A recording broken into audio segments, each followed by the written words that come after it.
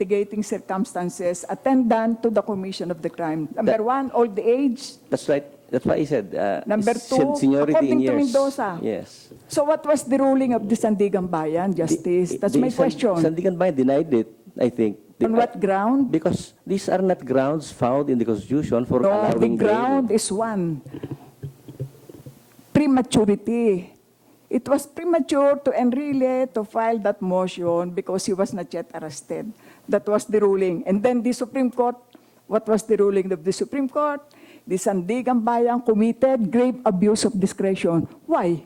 Was there a grave abuse of discretion by denying that motion?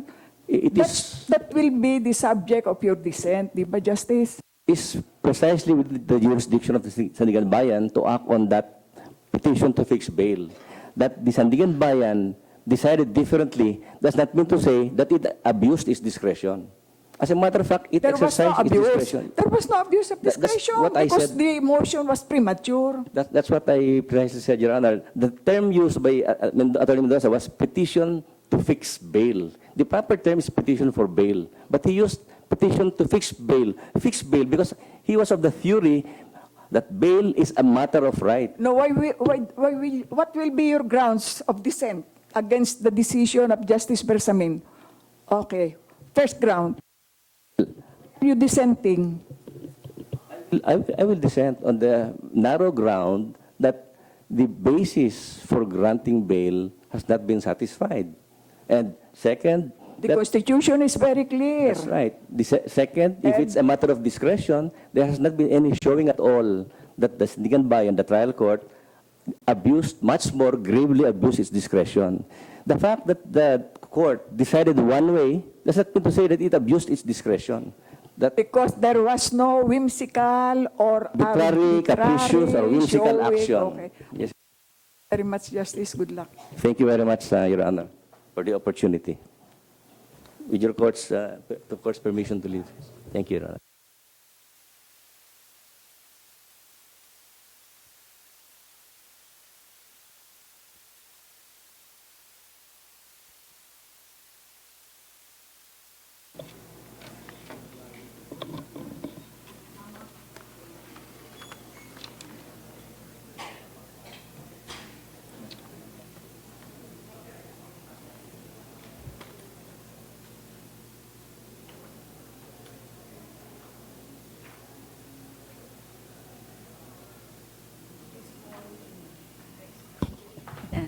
Next to be interviewed, Your Honors, is Court of Appeals Associate Justice Rosemary D. Carandang.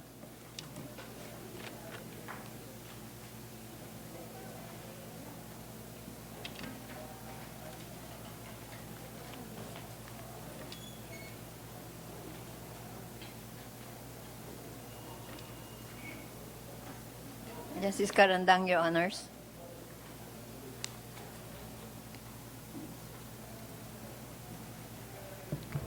So, good morning, Justice.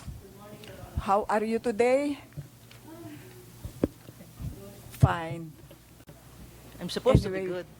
We will now call Judge Ilaw to start. Thank you. Justice Gutierrez, good morning, Justice. Morning, sir. Alright, do you agree that justices must...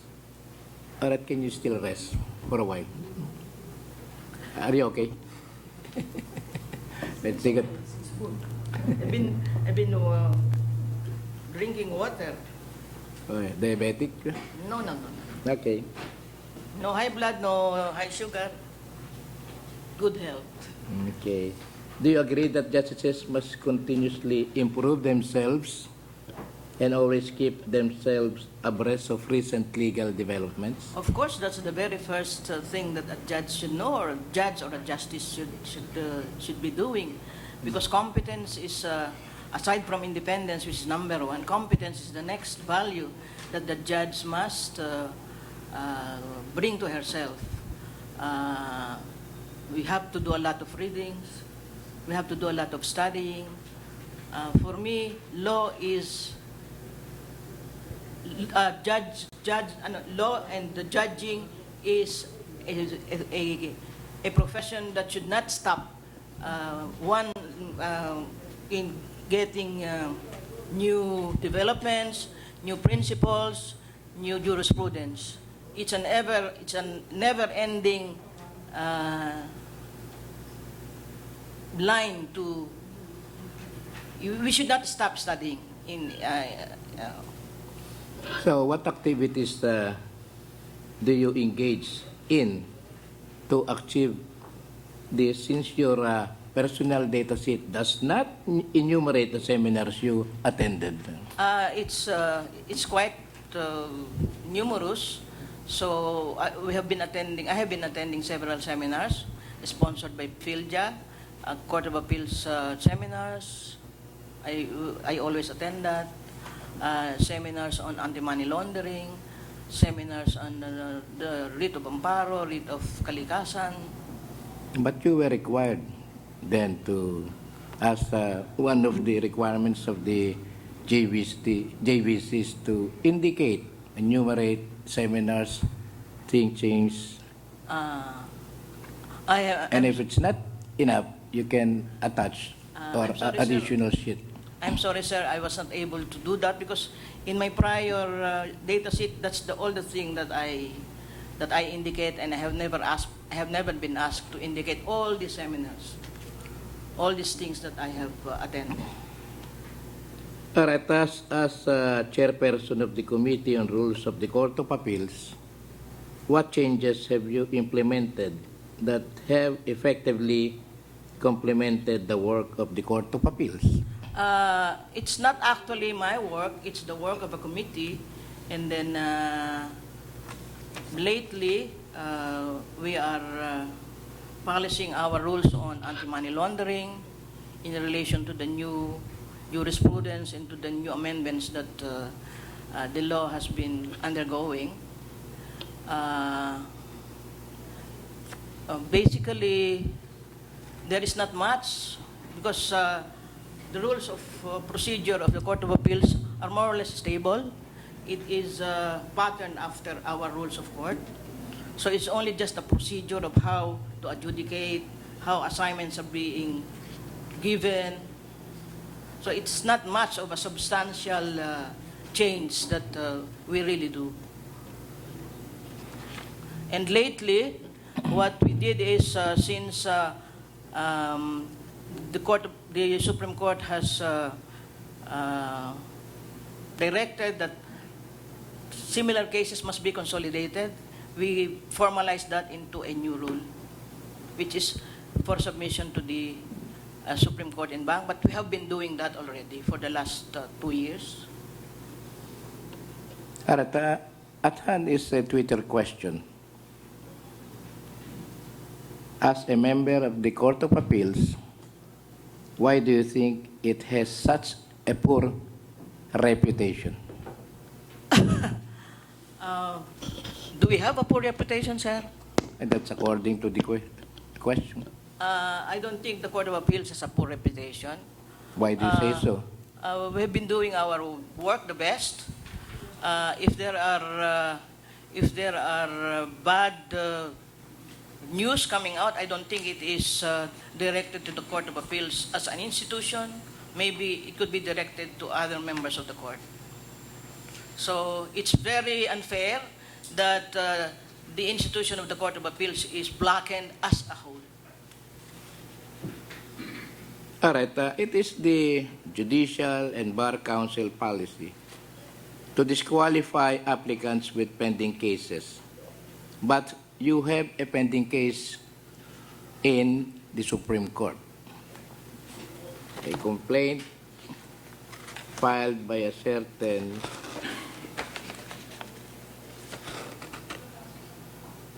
Norberto Villamin and Eduardo Balse, with an affidavit relative to CAGR Special Proceeding Number 147998. Are you aware of this? Of course, yes, Your Honor, because we have been asked by the Supreme Court to comment on that, and this has not been converted into a regular administrative case. If I might go further, this is the application of the condonation doctrine applied in the Binay case. the complainants are saying that we should be administratively held liable because the judgment of or the orders of the ombudsman are executory and cannot be enjoined by the Court of Appeals. This refers to the act of the Governor of Camarines Norte, which was done in 2010, and he was re-elected several times.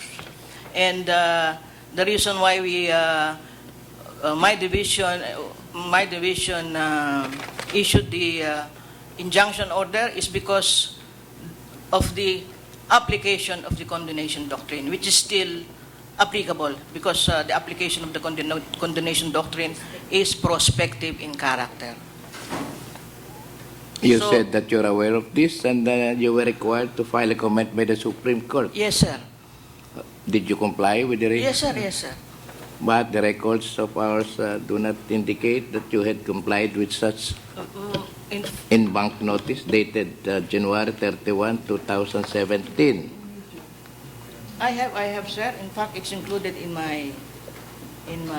May I interrupt for a while? So that is judicial in nature. Yes, ma'am. There's nothing.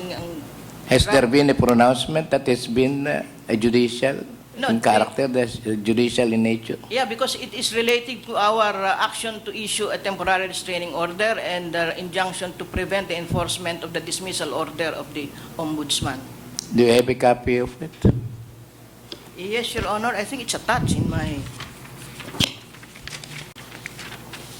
It's good that I brought it with me. I have a singular copy here with me, sir. Arat, can you furnish the council a copy of that later on? Yes, sir. So, This is not a regular administrative case yet. It is still going on. The merits. Yeah, yes, ma'am. It can be dismissed outright. So thus far, we were only, because we were many, we were many who were accused by these people. Each and every one of us who issued, because there are so many cases against that governor. So each and everyone who adopted that doctrine and issued the restraining order injunction were subjected to this similar case. And I consider this case as a harassment case because this is in connection with our performance as justice of the Court of Appeals. And the basis of our order is the condemnation doctrine, which is prospective in application, and this has been applied and ruled by the Supreme Court in the case of Binay. thank you. I hope you won't mind that. How young are you? Already 61 years old? No, I'm 65. 65? I'm 65. Sorry. 65 years in service? No. sorry. I'm 65 years old. I have logged 14 years in the Court of Appeals and 9 years as RTC Judge of Manila. I see. Still single? Why? I still bear the surname of my father. Karandang. Apo. The famous Karandang family in Batangas. We are not famous. They are famous. We are not famous. So you're infamous. No, I'm not infamous. I'm not very well known because my parents are just simple people. Okay. All right, thank you. Parents My are time is just, up. Thank you very much, and yes, sir. good luck. Thank you, you very Justice. much, Judge. And now the turn of Attorney Mejia, please.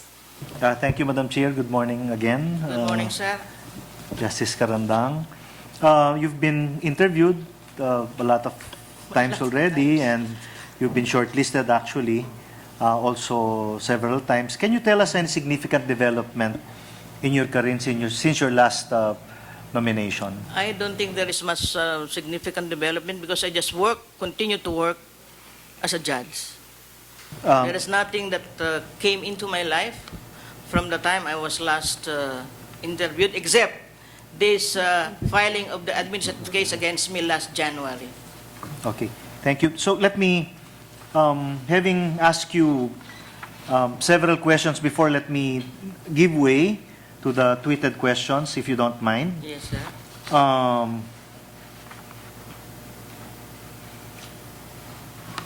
Let me ask you the questions which were asked earlier. If we can get your views very briefly on number one, the martial law declaration, then really bail, and the Marcos burial. Martial law declaration is sub judice. So what I can run in is the power of the president to declare martial law in case of rebellion and invasion when public safety requires it, and then he can just do it for the period of 60 days, and Congress has the power to revoke it, or at the initiative of the president, that declaration can extend beyond the period as granted by Congress, and the president has to report, which the president did, submitting a written report of his declaration 48 hours after his declaration, and that was done. And then together with the declaration is the suspension of the writ of habeas corpus, which will only affect arrest of people who are probably guilty of rebellion and crimes incident to invasion. And then, of course, there are pending cases with the Supreme Court regarding asking the Supreme Court to rule on the factual basis for the declaration of martial law, and some would question whether the declaration must cover the entire Mindanao or only the city of Marawi. Then bail. Really bail, I am not for that, because the grant of the bail to Enrile is not among the grounds under the rules of court and under the Constitution. Health, maybe the good reason is because of his old age. And as we have seen, he has never left the country for the time that he was granted bail up to now. So the fear of the government in, of course, refusing bail, and that is the reason why, is the fear of the government of evasion of prosecution by the accused. And this will not happen, because we have seen that for Senator Enrile, who has been in the country from the time that he was granted bail up to now.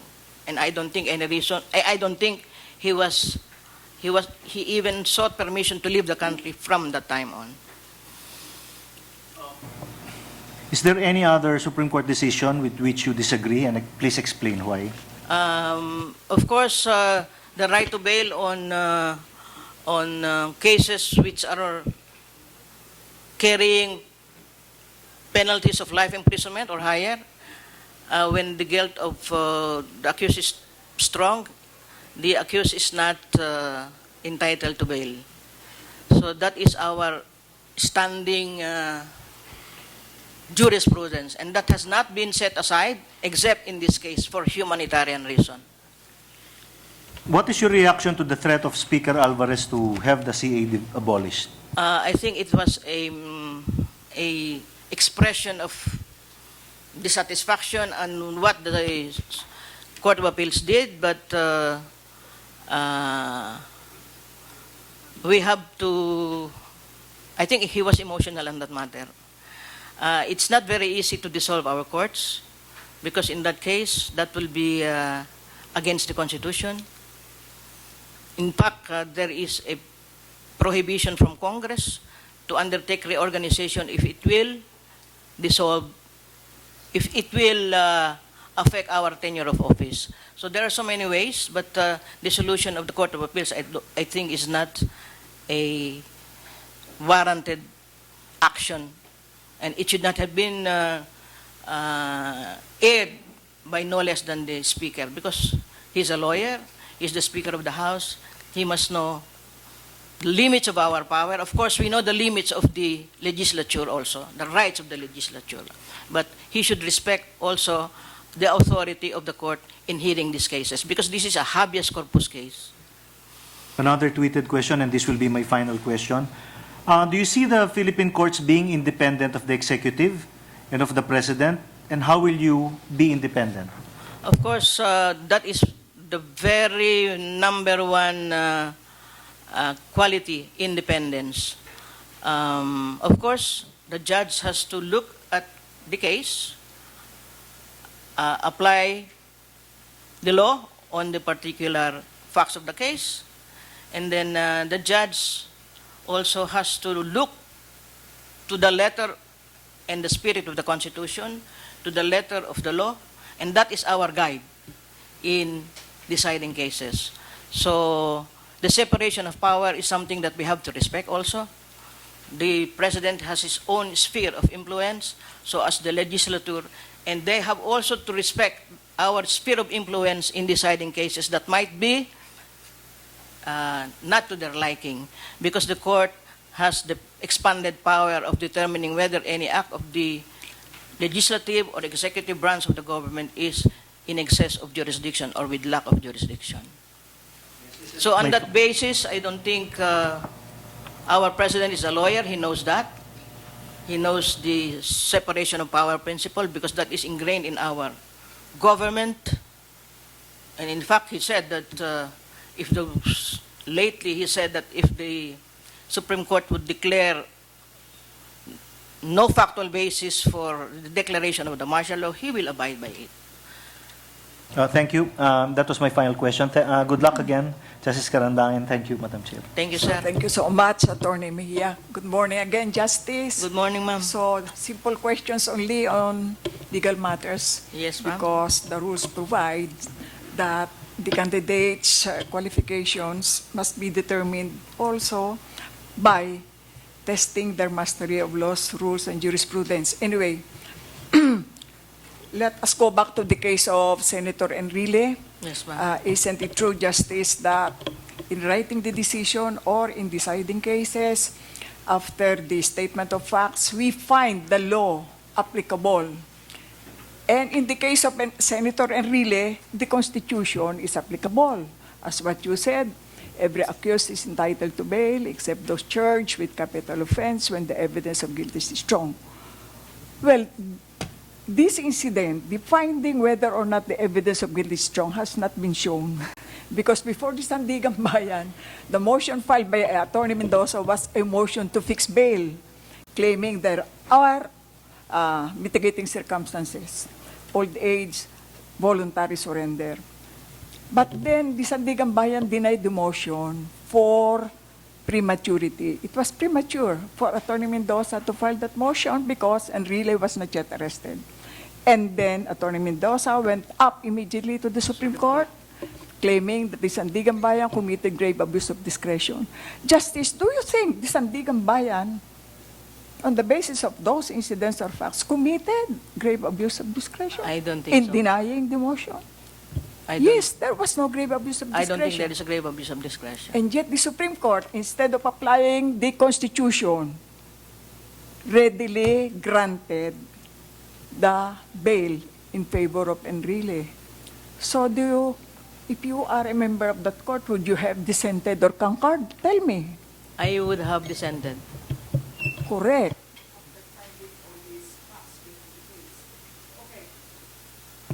Anyway, you are very intelligent. You have read landmark decisions of the Supreme Court, applying the theories on your decisions also in the Court of Appeals.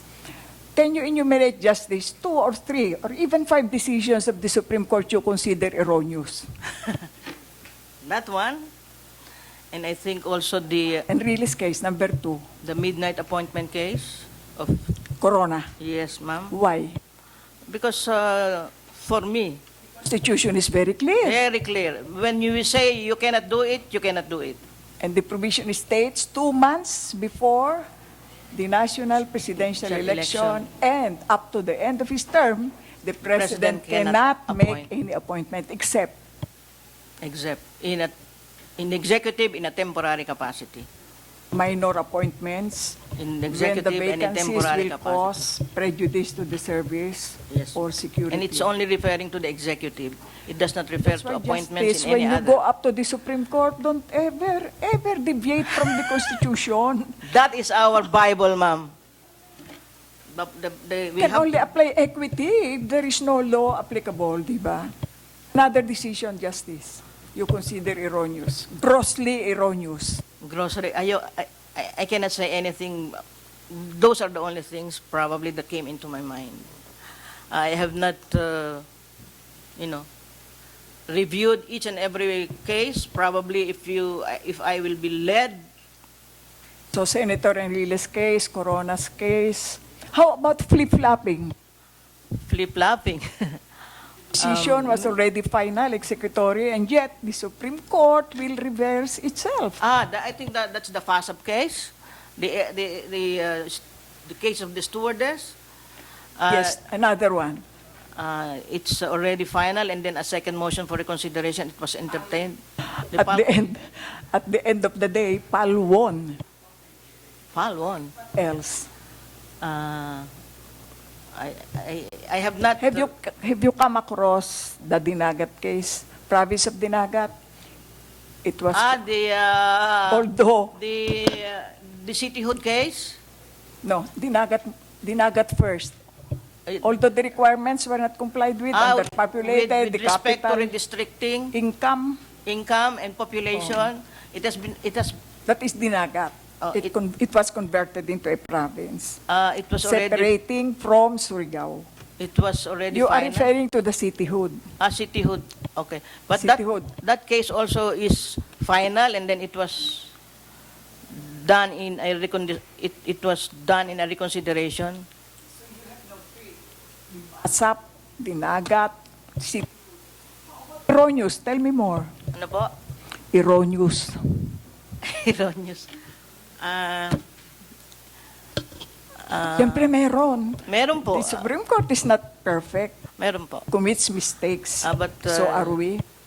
I hope when I will be there, I would have a chance to correct this, and given my wide perspective on all these things. The cases of Grace Poe. The I have case against GMA when the demurrer to evidence, was granted and she granted. was acquitted without her presenting his defense. Evidence. What else?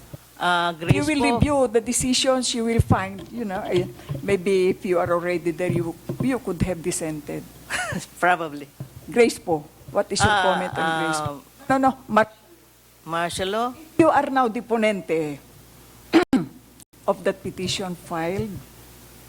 Most of the petitioners are lawyers, and the issues are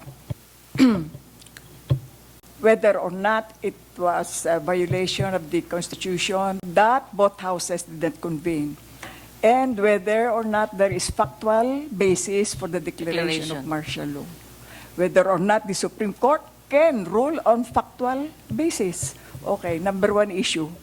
The Supreme Court will rule on the factual The basis. Congress did not convene itself. They- Although the President submitted his report within 48 hours. So if you are now the ponente, how will you decide these issues, Justice? Because You are very intelligent lady. to convene the Let us Congress, see. it is for the revocation. It's not for the approval. So, Convening Congress is mandatory under the Constitution. yeah, but it's only for revocation. It's not for approval of the. But probably in Meaning the to next. say, in the you will next- follow the Constitution. Congress should have convened, right? But it did not. That Congress should have To convened. determine whether there is factual issue. Of course, that's part of it because that's part of their power to revoke or even to extend if the president To extend upon request of again the president. But they have to convene because they have the power. They should. You are the ponente, you will order Congress now to convene. Yes or no? Probably I will. Issue for Congress now to determine whether there is factual basis. And if Congress says there is factual basis, what will be your decision as the ponente? Since the Congress would determine that there is factual basis, there is no revocation that they will order the president to observe. Congress will not revoke. Congress will not revoke the declaration. Supposing Congress says there is no factual basis, what will be your decision as the ponente? If there is no factual basis, so the declaration should be set aside. You will If there is no factual the basis, findings if of there is no factual basis. Congress. Okay, let's go to the suspension of the privilege of habeas corpus. A while ago, you said that those persons who are already facing charges for rebellion or offenses connected Related with invasion should not be released. And during the existence of martial law, those persons committing rebellion or offenses connected or involved in invasion, what will be the action? Oh, because of the the court? Constitution is also very restrictive. These people have been arrested without warrant for rebellion and for offenses incident to invasion are supposed to be charged within 3 days. Otherwise, they will be freed. So, About those persons already facing those charges, they will. already arrested and in jail. So the court will determine whether the acts They will remain in jail. They will remain in jail. Yes, ma'am. That was the issue or the article of Justice Vic Mendoza in the Inquirer, as against the opinion of Senator Franklin Drilon. Okay. So, how about, what is the other case? Marcos Berial? How about Marcos Berial? Would you have dissented or conquered? Plainly, on a moral ground, there should no burial that should have been allowed. But there is really no law prohibiting the burial. So, if I were there, I would really seek my further study on the matter. But since it has already been decided that the burial should continue, so it's The some legal basis relied upon by the Supreme Court Justice was the Armed Forces of the Philippines Regulation 365. It has Enumerating the people who should be buried there, like the presidents, secretaries of national defense, chief of staff, soldiers. But there are 3 exceptions. Number those 1, who were allowed by the president to be buried. those dishonorably discharged. The exceptions who can be Exceptions. the exception, those who are dishonorably discharged, and then the other one is crimes, persons who convicted were of crimes. convicted of crimes involving moral turpitude. And the third, The third, what is the third? I cannot remember the third. Marcos falls within those exceptions He was dishonorably discharged by the People Power by the Revolution. people. And That how is the about highest form. He was not. He was not. Look at those tortures, numerous murders, What had etc. happened is something that there is really no need for an actual conviction because what he has done is widely known. Widely known, internationally known. He looted our treasury. He brazenly disregarded the rights of the people. So, Justice, thank you. Good luck. You are excused. I hope I get your votes. Sir, ma'am, sir.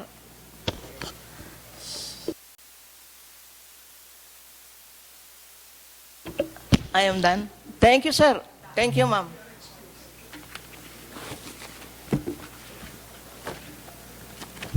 Shall I give the comment to you or I'll just...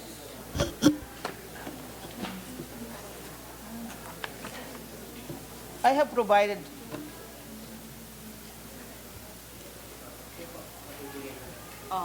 because this is the last set of papers that I asked my staff to deliver to the JBC. Maybe it's somewhere else. No, I'll just give the copy of my comment, the copy of the order that we have issued in relation to this, and then the copy of the complaint. That will be submitted to the office this afternoon, sir. Thank you for...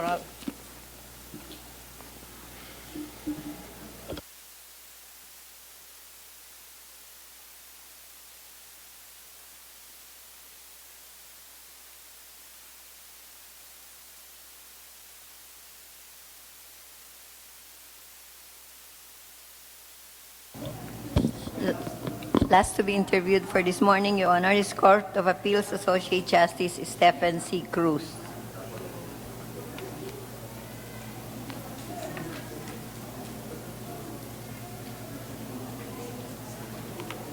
Justice Stephen Cruz, Your Honor.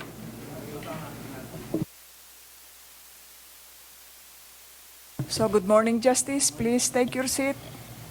And may we request now Judge Ilaw to start. Thank you, Madam Chair. Good morning, Justice Cruz. Good morning, Your Honor. All right, the first question is, how were you admitted to the New York bar without taking any examination? What? Yes, please. Okay, if you are, please. That was in 1982 when in the New York Supreme Court had a provision that if you are a graduate of a university like UP or Ateneo, they consider Only UP and Ateneo only during that time. during that time, not some better. Okay, let's continue. They considered it as a substantial educational equivalent of a law school in the United States. And if you, excuse me, have practiced for 5 years in your jurisdiction, you can petition the Supreme Court of New York to be admitted without examination. So it's a process. You file your petition in writing, they answer back to you, they give you the requirements, and if you completed it, they will rule on that petition for admission without examination. Usually they do it, rule on it favorably. Then they will schedule you for an interview with the Supreme Court itself, with a justice. And if you pass that interview, it's a face-to-face interview. It's usually done in cases of non-citizens in Albany, New York. After that interview, you will be scheduled right there and then to the next chamber to take the oath as a member of the bar of New York. I had all the qualifications, and that was in 1982. I learned that most Filipinos similar to my situation, also applied. One prominent one was Attorney Joker Arroyo. He also applied and he got admitted. My classmates applied, they got admitted. And then all of a sudden, the Supreme Court of New York noticed the flooding of Filipino lawyers applying to be admitted without examination. They closed that provision. As things stand now, you have to take the bar. So that is the present rule also? Yes, yes, Your Honor.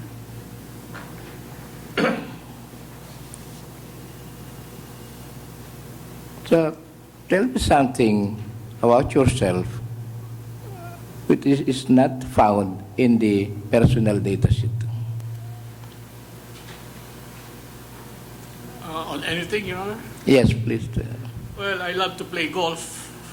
What's your handicap? Your wife? No? It's Giant Killer 21, Your Honor. Wow, galing. Attorney Mejia is also a golfer. And in your PDS, you only cited one training or seminar. How come? But since justices should be abreast with recent legal developments. Then, Yes, Your Honor. That one was overseas in New York. No, in Harvard. It was just 2 years ago. But I attend local symposia and conferences initiated by the Judicial Academy or the IBP. it's a long list, but I did not bother to put it there, considering that it's an ongoing thing. All right, in a scale of 1 to 10, 10 being the highest, how would you rate your performance in the Court of Appeals? Modesty aside, Your Honor, Yes. a 7 or 8. Why do you say so? I keep abreast with the disposition of cases, although I am not a top-notcher in disposition. I keep abreast also on the decisions using latest jurisprudence on matters before me. At your age, are you computer proficient?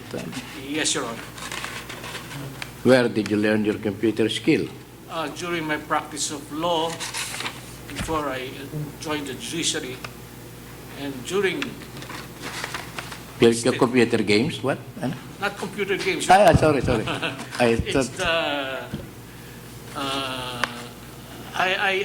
I do decisions straight from the computer, Your Honor.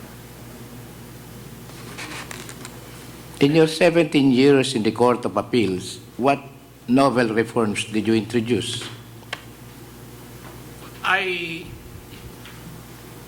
I'm not a sole player, I'm a team player, so I contribute to the zero backlog of the Court of Appeals, headed by our presiding justice, who's really doing his best in the zero disposition, and I think we have achieved that. Also, the computerization on how cases come in on the first day, monitored it along the way until it goes out of the Court of Appeals. There are statistics and subject or classification of cases, be it special cases, habeas corpus cases, criminal cases, heinous crimes. It's classified and well documented, Your Honor. What do you consider your greatest and most important contribution to the public service? None?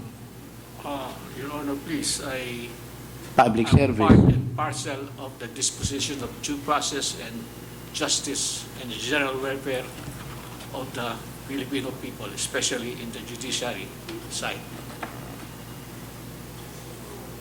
What can you offer to the Supreme Court that no one else has offered before?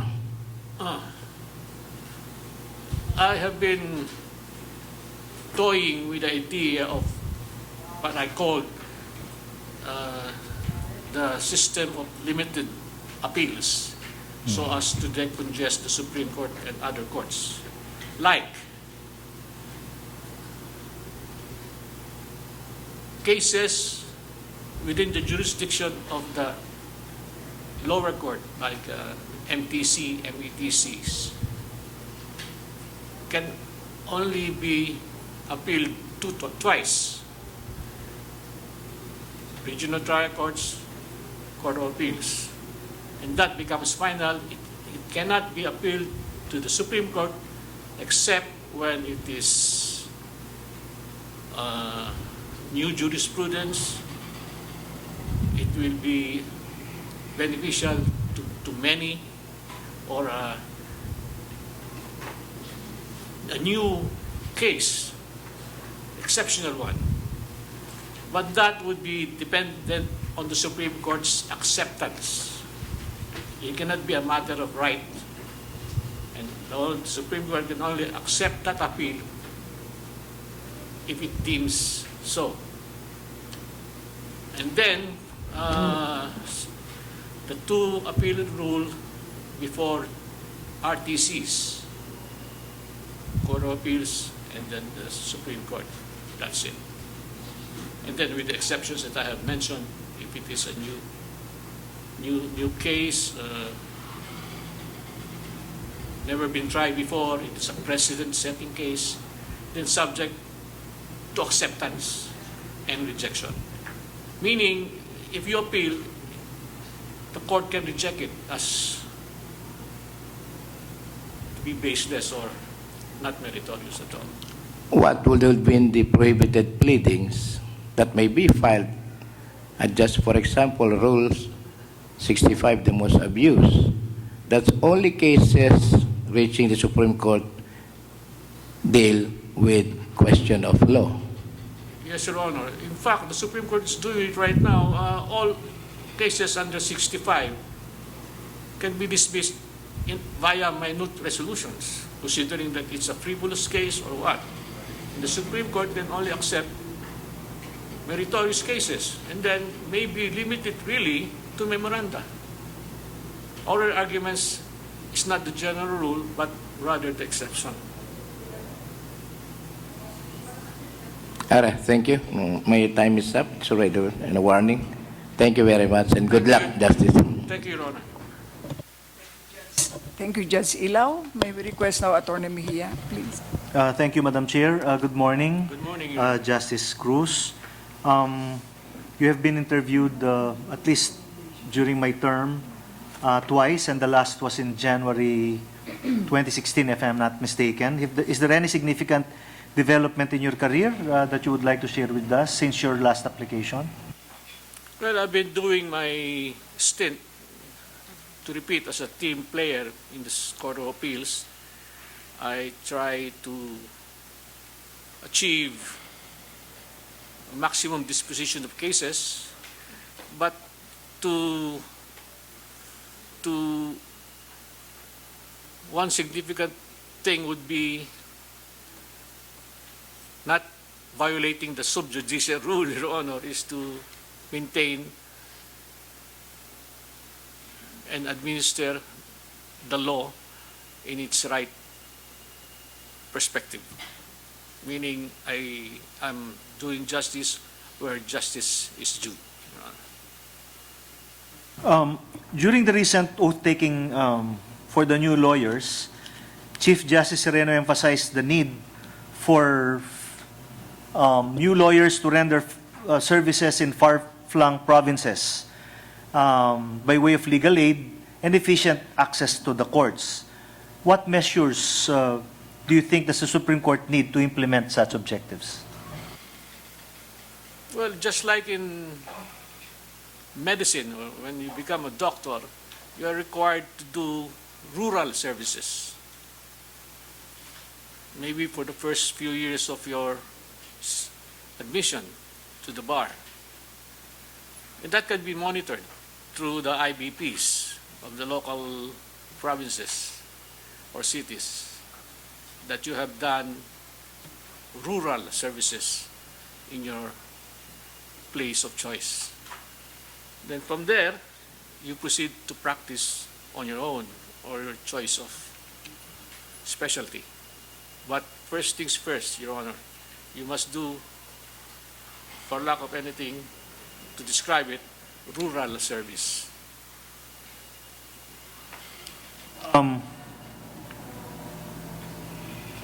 Has there been any instance, I am now reading a tweeted question, has there been any instance when your religious beliefs conflicted with your interpretation of the law? I don't think so, Your Honor. I just apply the law. As the saying goes, Your Honor, let justice be done, though the heavens fall. Also ask your opinion, as I had earlier propounded, your views on the martial law, the Enrile bail, and the Marcos burial. Very briefly for each issue, Justice Cruz. Martial law, can I clarify martial law? The martial law declaration, your view on the validity of the martial law declaration. Well, Yeah, the current one po. the threshold was there sufficiency of material facts at the time of declaration? Is that limited to that? Or can you consider activities or developments after the declaration so as to give more teeth to the basis of the declaration, like what's happening now in Marawi. It has become a full-blown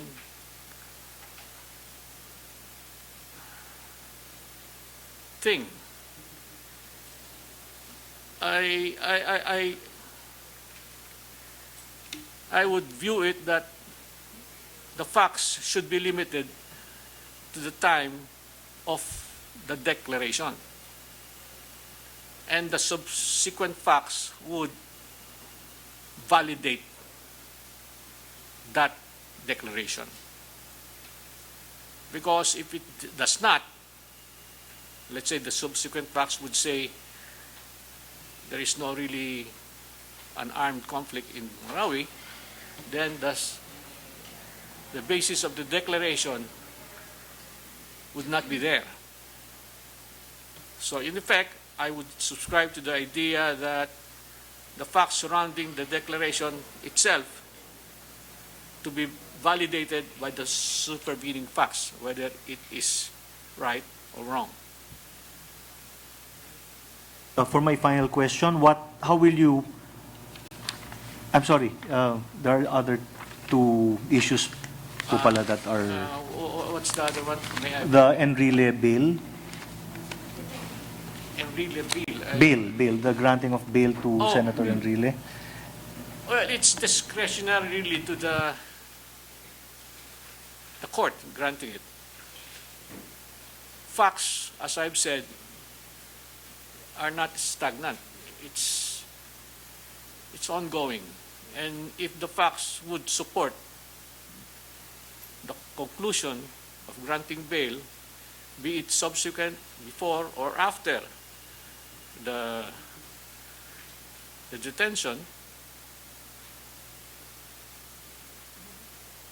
and really should be granted bail, Your Honor. And as the Supreme Court would reckon it, it considered some supervening facts also. What about the Marcos burial po? Marcos Burial. It's really how you look at it. I mean, how the libigan ng mga bayani is, how does it exist? Is it really for the heroes? I have read in one paper that even a dog was buried there. So would the end justify the means? I mean, if it's really for heroes, next question, was Marcos a hero or a heel? That should be determined. I guess should be hearing for that purpose. And what was happening now is really an ongoing event again that could aid the Supreme Court in deciding it. But for myself, since it's not really a strict cemetery or libingan for ng mga bayani, and since a pet or a dog has been allowed there, the possibility of Marcos being buried there is a possibility, Your Honor. Thank you. And finally, how will you maintain your independence and keep your independence should you be appointed to the Supreme Court? This is twofold. One, you have to be a team player with other justices. But then again, you have to be independent in deciding cases of really what you firmly believe is the right decision. So the two must coexist. There's a barrier between being a team player and another barrier for having an independent decision or independent mind in drafting a decision. Thank you, and good luck again, Justice Cruz. Thank you, Madam Chair. Thank you, Your Honor. Thank you so much, Attorney Mejia. Good morning again, Justice. Good morning, Your Honor. You see, of course, you understand that one of the rules of the JBC in determining the qualifications of candidates or applicants is to test their mastery of laws, rules, and jurisprudence. Okay, this is a follow-up question to the questions propounded by Judge Ilaw. What subjects did you take up when you studied at Harvard? It's negotiation. Business? No, it's arbitration and negotiation. Did not study any decision rendered by the U.S. Supreme Court? No, Your Honor. It's a art of negotiating. Universal Declaration of Human Rights. Justice, can you cite at least 5 acts being protected by this Universal Declaration of Human Rights? 5, what, Your Honor? Universal Declaration of Human Rights adopted by the UN General Assembly on December 10, 1948. Human rights, protection of human rights. Can you cite at least 5 acts being protected by this Universal Declaration? Well, one is right to life, liberty, and property. One is right to... Right to life, liberty, and security. Yes.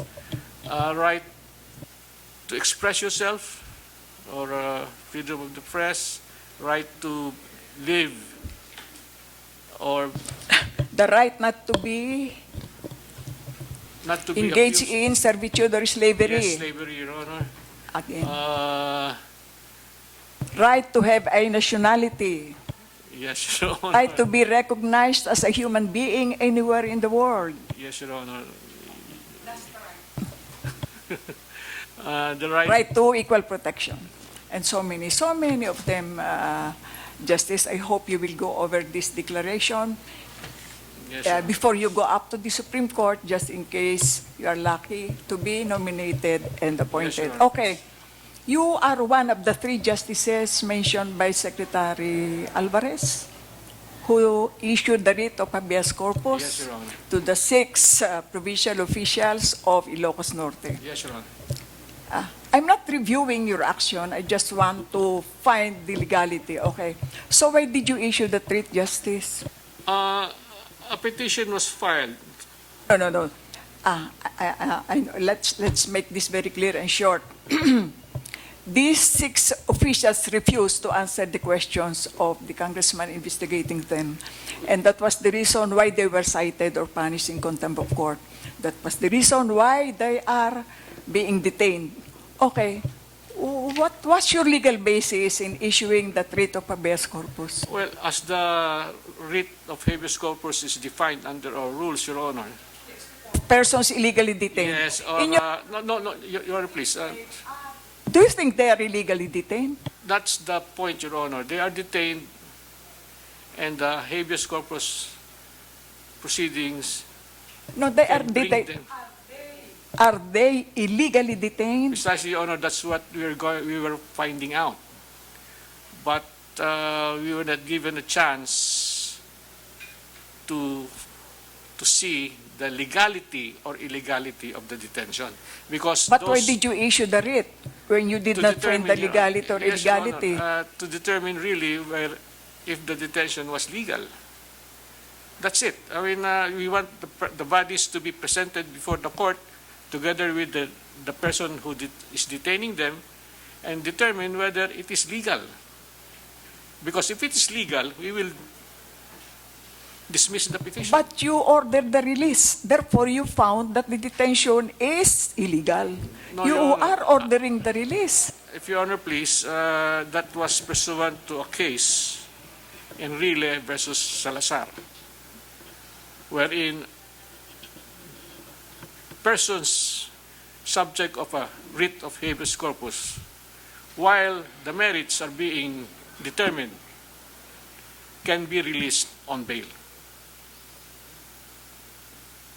Enrile versus But you are Jaime just saying Salazar. a while ago that there should be first a determination whether or not Yes, Your the Honor. detention is We're legal or doing that, illegal. The question is, why did you release if that is your Because theory? there is a motion filed, and we required the respondent to comment.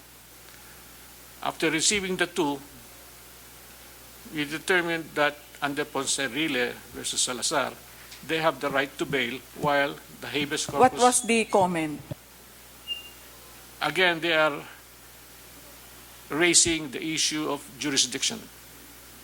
They say that the Court of Appeals has no jurisdiction over proceedings by a House committee in aid of legislature. According to Speaker Alvarez, the three of you should be impeached. And in fact, right now, 120 congressmen have signed a petition for disbarment. Your comment, please. What we did, Your Honor, was our duty. We found that the writ should be issued. Again, if we falter because of some threats, that would show our weakness as a magistrate. And as I have said a while ago, let justice be done though the heavens fall. I mean, if we are wrong, they could always go up to the Supreme Court. Your first answer should be, justices of the Court of Appeals are not impeachable. I know you. Oh, They are. that should be your answer. But there is a petition for disbarment. Your comment on this, Justice? Well, we will face that matter, Your Honor, when it comes, and we welcome it. So the truth will come out. Do you think your act was in violation of the principle of separation of powers? Well, under the principle of checks and balance, Your Honor, the Supreme Court or the courts can inquire, like in a habeas corpus case, inquire whether the detained person are being detained legally. Because if the detention is legal, we will dismiss the petition for being unmeritorious because the detention is legal. But if the detention is illegal, by looking into it, like what was done in Arnold versus Nazareno, wherein the Supreme Court ruled that the witness refused to answer Arnold, although he knew the answers, but he refused to answer, had a criminal mind. And therefore, rightfully, the Senate cited him in contempt until he answers. But we didn't have a chance to do that because right on day one, respondent, the Sergeant at Arms, may I stress, Your Honor, the respondent here is only the Sergeant at Arms, not the Speaker. Refused for some reason that he asked for a consulta with the Speaker, and the Speaker wrote a letter to us raising the issue of jurisdiction. So we deemed it proper to initially rule on the issue of jurisdiction. And considering this is a habeas corpus case, wherein the detention of the persons involved and the legality of it should be looked into, the Court of Appeals has jurisdiction. Is not the Court of Appeals interfering with the procedure or processes being undertaken by Congress? If Your Honor please, reading Arnold versus Nazareno, the Supreme Court looked into the proceedings by examining the transcript of stenographic notes, whether the witness who refused to answer was in good faith or had a criminal mind, up to the extent, because that can show whether the court can proceed and release the persons under habeas corpus or dismiss it. Okay, Justice, what is the basic difference between a writ of habeas corpus and a writ of amparo? Writ of amparo is really related to the data. It can cover persons not detained. A writ of habeas corpus only covers persons detained. The basic difference is writ of amparo protects the security of all persons. In Yes. fact, all our rights under the Bill of Rights are being protected by the writ of amparo. Precisely, Your Honor. Whereas The habeas habeas corpus only protects the liberty Yes, of Your a Honor, and that's person. what we're doing. We're just looking into the legality of the detention. Anyway, Attorney Mejia mentioned the Marcos burial. Yes, Your Honor. If you are a member of the Supreme Court, would you have dissented or concurred?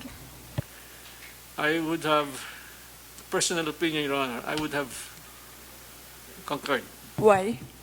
Because really, as explained, the libingan of the bayani is a misnomer.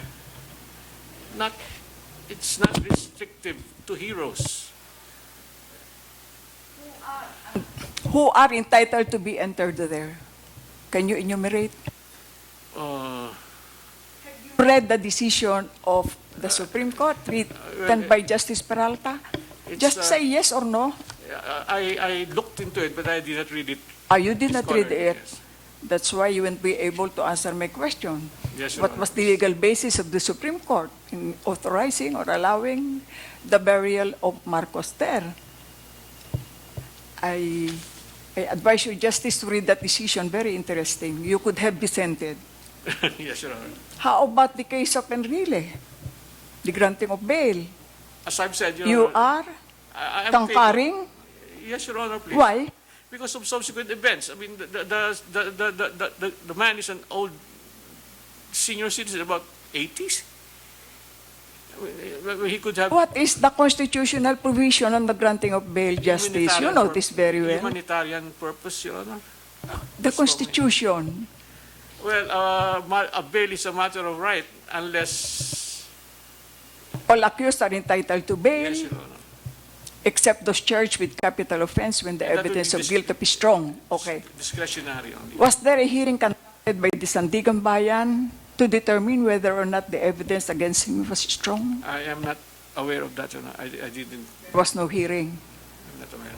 Before you write your decision, di ba, Justice, you first relied on the available laws or jurisprudence. Yes, The Your Honor. Constitution was available for the Supreme Court. It is very clear. And even jurisprudence. So before we rely on equity, such as humanitarian reasons, di ba po, we should rely first on the Constitution or law. Yes, So Your do you Honor. still concur or dissent? Well, in the absence of law, That equity, Constitution and the rules. Please read the decision again, Justice. Thank I you will and do good that, Your luck. Honor.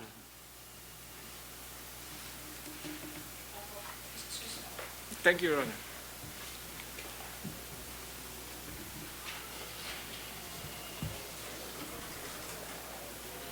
That's all for this morning, Your Honors. The session is adjourned to be called again this afternoon at 2 o'clock.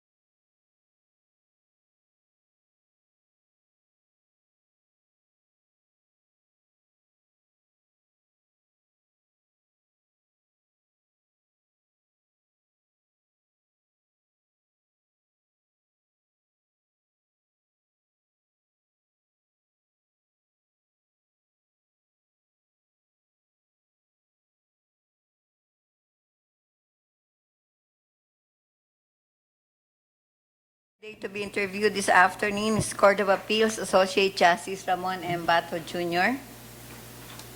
The next candidate to be interviewed is Court of Appeals Presiding Justice Andres B. Reyes Jr., followed by Court of Appeals Associate Justice Jose C. Reyes Jr., and the last candidate to be interviewed is Court of Appeals Associate Justice Ramon Paul L. Fernando. May I request Court of Appeals Presiding Justice Andres B. Reyes Jr., Court of Appeals Associate Justice Jose C. Reyes Jr., and Court of Appeals Ramon Paul Hernando to stay in the holding room while the interview of Justice Bato is going on, is being conducted. One moment, we will first administer the oath. Just like as if you are witnesses, please stand. The four of you, do you swear to tell the truth and nothing but the truth during this interview? So help me God. Thank you. So, thank you so much. Justice Bato,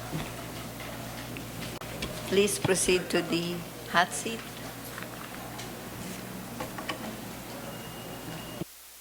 Justice Bato, Your Honor. Thank you so much. Good afternoon, Justice. Okay, we will start at once. May we request Judge Ilaw to start.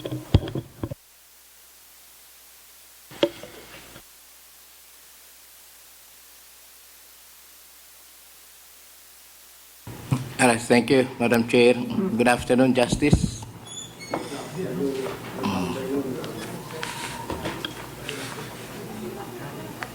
Your wife is a municipal trial court judge.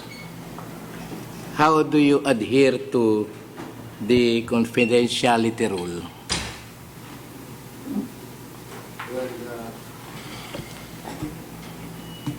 We don't discuss cases with my wife, Your Honor. And what do you discuss with your wife? We discuss other matters outside of the cases we handle in court. So how come you no longer pursued your masteral, which you started way back in 1987? Because at that time, Your Honor, I was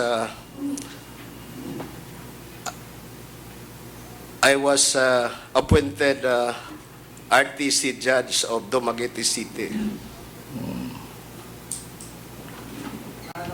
What did you learn from the negotiation workshop you attended at Harvard? Well, the techniques on handling or settling disputes amicably, Your Honor. And we practice that in the Court of Appeals. We have so many cases that we were able to settle by applying what we have learned in that workshop in Harvard. Were you on a scholarship for that workshop? No, that's one of the.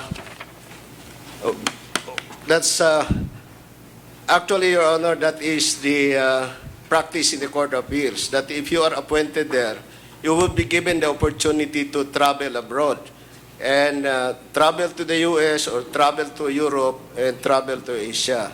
And so I availed of that workshop in order to travel to the United States. So what activities do you engage in to continuously improve yourself and to keep yourself abreast of recent legal developments? Well, if I am invited, last year I was invited to teach at the College of Law of the Philippine Christian University by Justice Victorino. And I was asked to handle remedial law review. So being with the judiciary for the past 26 years, what is your opinion on the ability of the courts, or lack thereof, to adapt to changes and continuously improve itself? Well, the court is a dynamic institution, Your Honor. It continuously adapts to the changing situation and the changing times. And so the court has several programs in order to update the lawyers as well as judges on the recent laws and recent jurisprudence. Our records are your administrative cases ranging for about 10 to 11 cases, and there is a pending one before the Supreme Court. And the rule in the JBC is to disqualify a judge or justices seeking promotion thereof. Why should you be an exception? Well, Your Honor, as far as I know, if it is an initial preliminary investigation, initial stage of the filing of an administrative complaint, and the justice or the judge is required to comment, then it is not yet considered as a administrative case proper. And so at that stage, I think it would not be, I don't know if it is the policy of the Judicial and Bar Council to disqualify judges and justices with a case, initial case that is not yet considered as a full-blown administrative case. So my present case is an initial case, and we were required to comment, and we have filed our comment. And that case has something to do with a judicial action of the Division of the Court of Appeals. We issued a preliminary mandatory injunction in that case by applying the condonation doctrine and by taking into account the fact that there is an issue on whether there is substantial evidence to impose that penalty against the respondent in that case, Your Honor. All right, your two sons and two nieces are your executive assistants at the Court of Appeals. What are the differences in the nature of their work, such as that they have to be four in the same position? Well, we are allowed under existing practice in the Court of Appeals to hire executive assistants which are related to us because of the confidentiality of the nature of the work, and also because my niece is a graduate of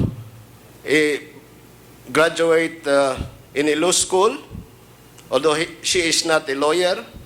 My son happens to be a lawyer only recently, and so I need their services in the court. They help me in conducting research, and that's the reason why I appointed them to a confidential position, Your Honor.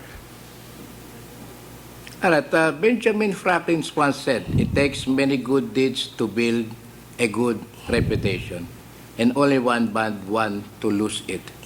Do you agree? Yes, Your Honor. It's really a step-by-step process to establish a reputation among lawyers and among judges. So we have to be very careful in deciding cases, because disgruntled litigants would always file harassment cases. All right, do you believe that there is corruption in the trial courts, Court of Appeals, Supreme Court? Your Honor, please. Do you believe that there is corruption in the trial courts, Well, Court of Appeals, as well as the Supreme Court? well, unfortunately, Your Honor, even the courts as an institution, like any other institutions in government, are being subject to complaints by the public, whether it has basis or not. That's a matter to be established of the existence of corruption in government. All right, if and when you're appointed as an associate justice of the coveted position, how do you fight corruption in the judiciary? Well, decide the case based on the merits, based on the applicable decisions, and based on the applicable law, Your Honor. How do you fight inefficiency? Inefficiency could be can be eliminated by updating yourself with recent jurisprudence and recent decisions of the Supreme Court, as well as the pertinent provisions of law. How do you fight waste of resources? Well, by being frugal in the use of the resources, Your Honor.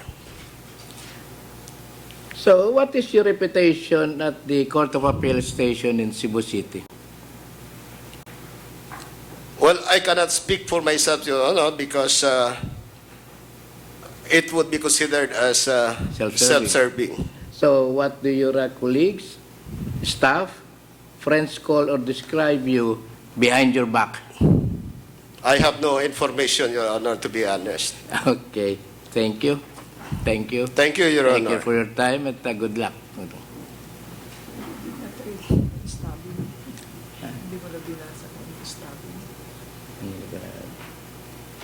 So, thank you very much, Judge Ilaw. May we request now Attorney Mejia to continue? Yeah, thank you, Madam Chair. Good afternoon, Justice Bato. Good afternoon, Your Honor. If memory serves, well, at least during my term in the Judicial and Bar Council, you applied twice and you were interviewed at least twice. Is that correct? Yes, Your Honor. But after that, I noticed that you did not apply for the subsequent openings. I'm just curious what made you decide against applying for the subsequent openings after your last application? It's because, Your Honor, there was an unwritten rule in the Judicial Bar Council that if you are not a chairman of the division in the Court of Appeals, you should not apply for a promotion in the Supreme Court. Now I am a chairman of the 11th Division, and so I applied for promotion, Your Honor. So how do you rate your performance, Justice Bato, as a Court of Appeals Justice? I think, Your Honor, the performance should be based on the cases elevated or appealed to the Supreme Court. And so we have a record in the number of cases appealed to the Supreme Court. And insofar as the performance is concerned, I would say that the reversal is less than 10% of the cases I decided. And there are so many cases. I have decided about more than 2,000 cases. And for a period of 5 years, I have decided 828 cases. And out of that, there were only 300 cases that were elevated to the Supreme Court. And out of the cases elevated to the Supreme Court, I think more than 90% has been affirmed. Only less of 10% has been modified or reversed by the Supreme Court. What is your view on extrajudicial killings? Well, extrajudicial killings is now considered a criminal offense under Republic Act 10533, Your Honor. And so it's a criminal offense now. Okay, actually that was one of the tweeted questions, and let me proceed with other tweeted questions. If I may read again the first question written in my notes here. Would a law allowing marriage equality for lesbians, gays, bisexuals, and transgenders be constitutional?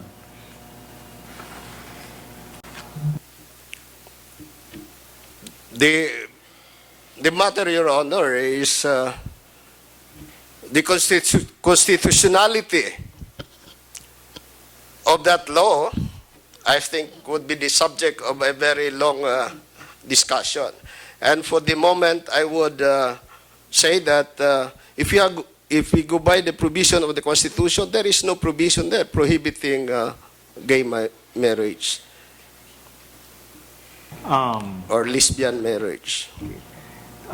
Would you say the same with respect to, and this is the second question of the second tweeted question, would you say the same for a law allowing divorce be constitutional? Well, the Constitution says that marriage is a basic institution. And so, it is an inviolable social institution that should be protected by the state. So, until and unless that provision in the Constitution may be deleted, then I don't think we can have divorce as of the present, Your Honor, under the 1987 Constitution. Has there been an instance that you decided a case which goes against or which went against your personal religious beliefs? If yes, can you please share with us what that case is about? None, Your Honor.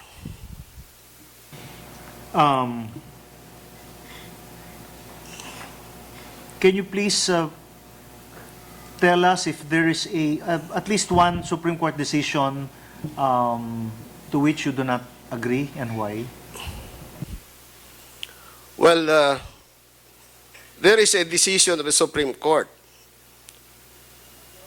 The case of Laguna Meats case, wherein a justice of the Court of Appeals was, in a way, reprimanded by the Supreme Court for allowing an extension of time for the filing of a petition for certiorari. According to the Supreme Court, the justice of the Court of Appeals arrogated unto himself the power to reverse the rules promulgated by the Supreme Court. It used to be that you can ask for an extension of time if you file a petition for certiorari. But under the amended rules promulgated by the Supreme Court, the extension has been deleted. And because of that, the justice of the Court of Appeals was castigated. But then, in other cases, the Supreme Court is not, I would say, consistent.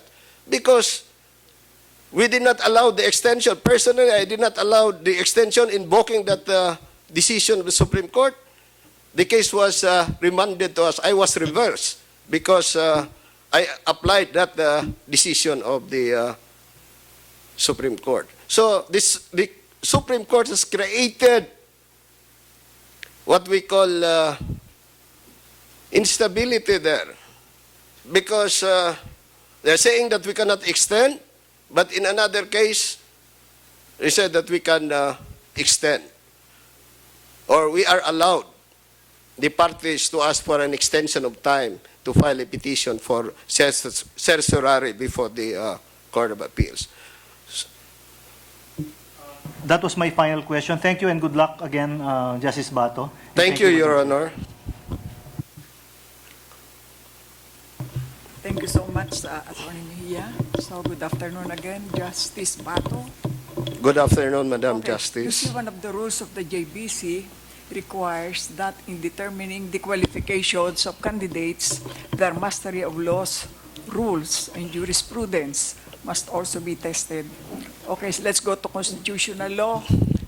Justice, what do you mean by the establishment clause in the Constitution? Well, to my knowledge, it is the it applies the separation of church and state, meaning the state state cannot support one religion. In your own words, cite the provision. This,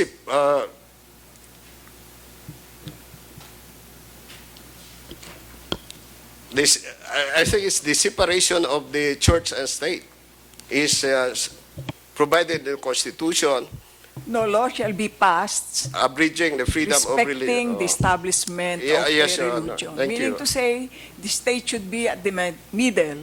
It should not encourage, it should not enhance, or go with a certain religion, or prohibit any religion. Okay, this is a follow-up question to the question propounded by Attorney Mejia. You stated a while ago that same-sex marriage involving lesbians, gays, bisexuals, and transgenders, what did you say again? Can be Is not expressly prohibited in the Constitution, Your Honor. not even by any law. Yes, Your Honor. The family code says or states that marriage should only be between a man and a woman. So unless Congress repeals that law, this country cannot accept mixed marriage among these. I stand corrected, LGBT. Madam Justice. I stand. Okay, so have you read the decision? How about in the United States? Do you have any knowledge about mixed marriage or same-sex marriage? Have you read the decision recently of Birchfeld et al. Versus State of Ohio Department of Health, specifically against each Secretary of the Department of Health? Have you come across that decision? Unfortunately, Your Honor, I was not able to read that decision, I have to admit. So what do you think? Does America allow same-sex marriage?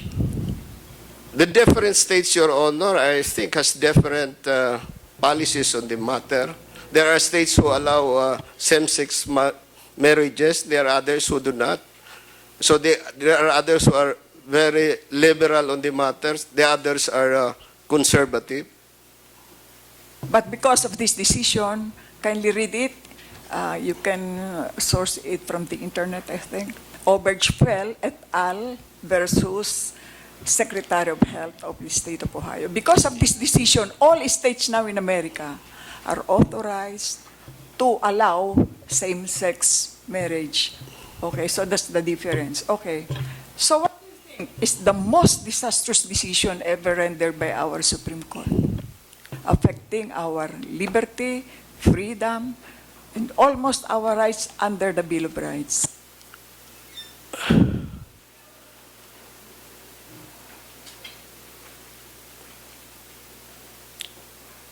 Well,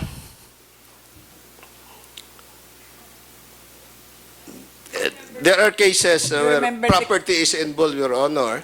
And This is a very, very high-profile case. Do you remember the case of Haveliana versus Executive Secretary? yes, Your Honor. Okay, what is that case all about, Justice? Abiliana versus Executive Secretary, something to do with the it's the martial law declaration, the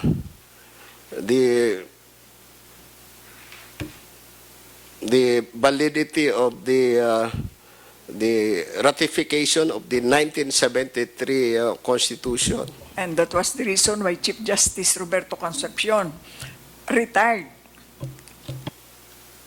In that decision, can you tell us what that decision is all about? There's something to do the ratification of the 1973 Constitution, Your Honor. And so Wherein the the raising Supreme- of the hands through a plebiscite called by the You know, President. that Constitution was supposedly to be ratified by the people. But then there were, gatherings among barangays, and so Yes. questions were asked whether or not are you in favor of this new constitution, and those Filipinos just raised their hands saying yes, yes, but they did not know what it was all about. So meaning to say, because of that, the issue reached the Supreme Court, and the Supreme Court declared that the Constitution is now in effect, and that precipitated martial law, and even validated martial law. So that is considered the most disastrous decision ever rendered by the Supreme Court.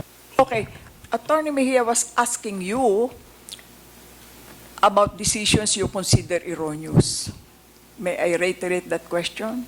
Do you know of the decisions of the Supreme Court? Give me 1 or 2 or 3 you consider erroneous.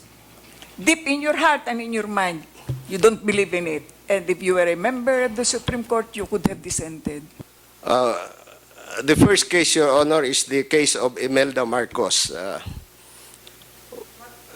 He has been respondents or defendant in so many cases. Can you Yes, specify involving the particular case before the Sandigang Bayan.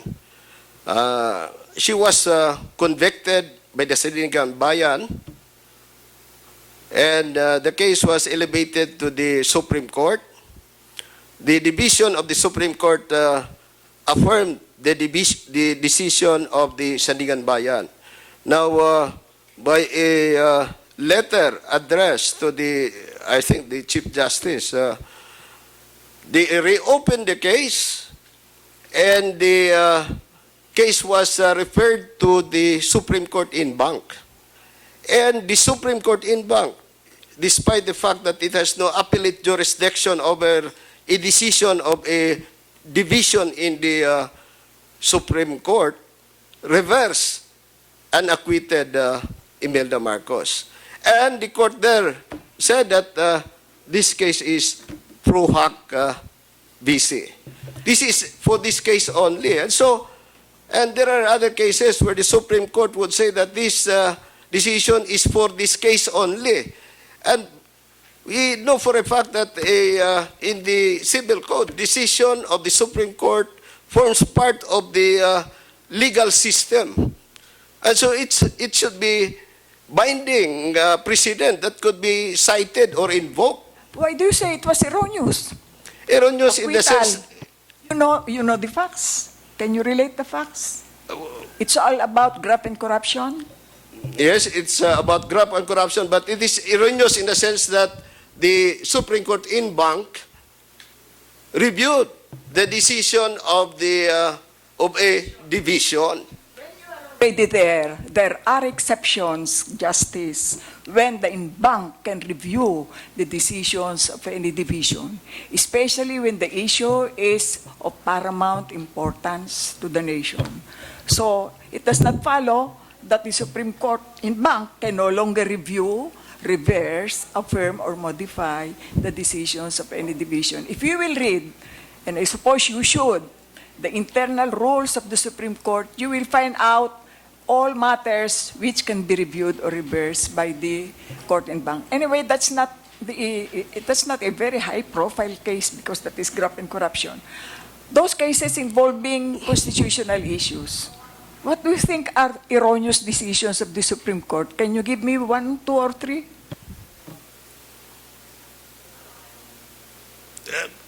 What I could remember, I don't know if this has something to do with property, because you have decisions of the Supreme Court to the effect that the decision is already final and executory. That is flip-flopping. There is Asking for erroneous, yung mali. Sa tingin mo, maling-mali. I consider it because litigation should come to an end, and so if there Yes, is, but that is called flip-flopping. There has been entry of judgment, and yet the Supreme Court reversed it, so flip-flopping. But I'm asking for erroneous decision, meaning to say in violation of the Constitution. that case where I could remember the case involving the creation of Dinagat as a province, Your Honor. Yan.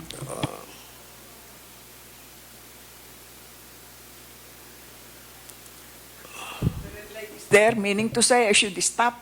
So, Good luck. You are excused, Justice. Thank you, Your Honor. Read these decisions. Yes, Your Honor. The decisions involving Grace Poe, the granting of bail to Senator Enrile, the acquittal of GMA on the basis of the mirror to evidence. Okay, thank you. Thank are you, excused. Your Honor.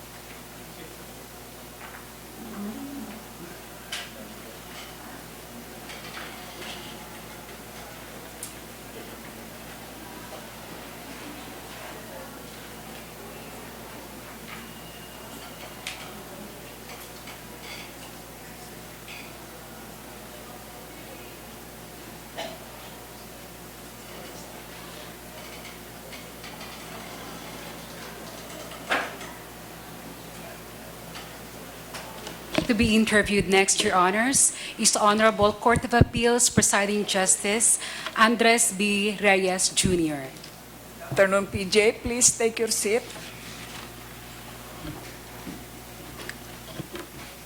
So, how are you this Good afternoon. How are you? I am all right, ma'am. I'm Okay. Yes. So, may I request Judge Ilaw to start? Thank you, Justice Gutierrez. Good afternoon. You said that you're all right now. Why before? You were not all right? I was called, I think, a year before, last 2 years ago. I see. So what happened during such a year or years? As you mentioned. So why did it take you 5 years to finish law school, PJ? Yes, sir, because I finished my college in the United States around May. I graduated around May. So, and at that time, I was still not sure if I will study in the United States or in the Philippines. So my father asked me to take up law instead of pursuing a master's degree in economics. So I came in late, in June already. I was late for first semester. So if I would take up law, I would be taking law 4 years and a half. But then in 1975, when I was a third-year student, I got married. So again, I stopped law for about 1 semester or 2 semesters. And this explains why it took me 5 years or 6 years to finish law, because other than being a student, I was employed the whole time as a working student. I had an occupation. I was officially in a corporation, and at the same time I was taking up law in the evening. And then I got married 1975. It added to the burdens of being having my time divided between studying and my family and my law and my work. You mentioned that you were married in 1975. Yes, sir. But it does not indicate in your PDS the name of your spouse. Yes, I don't indicate anymore because my marriage was annulled in some time ago. So I don't have a spouse technically. So I just say they're single. So technically, practically, Yes. Sorry. Yes, Your Honor. So, but you have a masteral in it's public administration. Yes, Your Honor. At what school? PW Women's, or rather Philippine Women's University. I thought it was PW Women's. That was during the time I was studying masteral. Yes. When was this? Yeah. What's the question, sir? Oh, when was this? You obtained your I think, master? if I remember correctly, this was about the time of the Asian financial crisis, maybe 1998 or 1997, that I took up master's because I was newly separated at that time. And I just wanted to study, to take some pressure out of my life, to do something more concrete than just staying home. So I decided to study and take up Master's of Public Administration. So how did you manage it? I think I had straight A's in that 1-year course, and I was able to get a diploma or a certificate that I duly passed that course. So what did you learn from your previous marriage, Tagalog?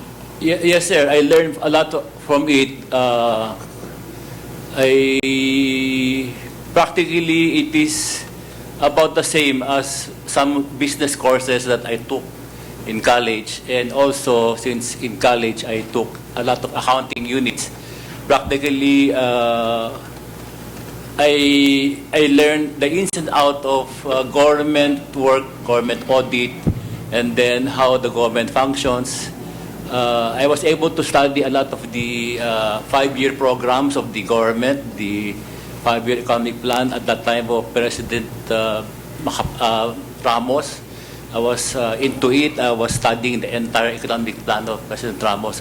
Among others, then one important aspect which I did not really learn in college was organizational behavior, how people behave in a setting like in an office or in a town or in an organization.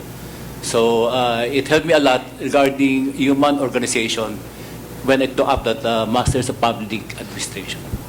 All right. In your 18 years in the Court of Appeals as well as presiding justice, what novel reforms have you introduced that greatly improved the administration of justice and public service of the Court of Appeals?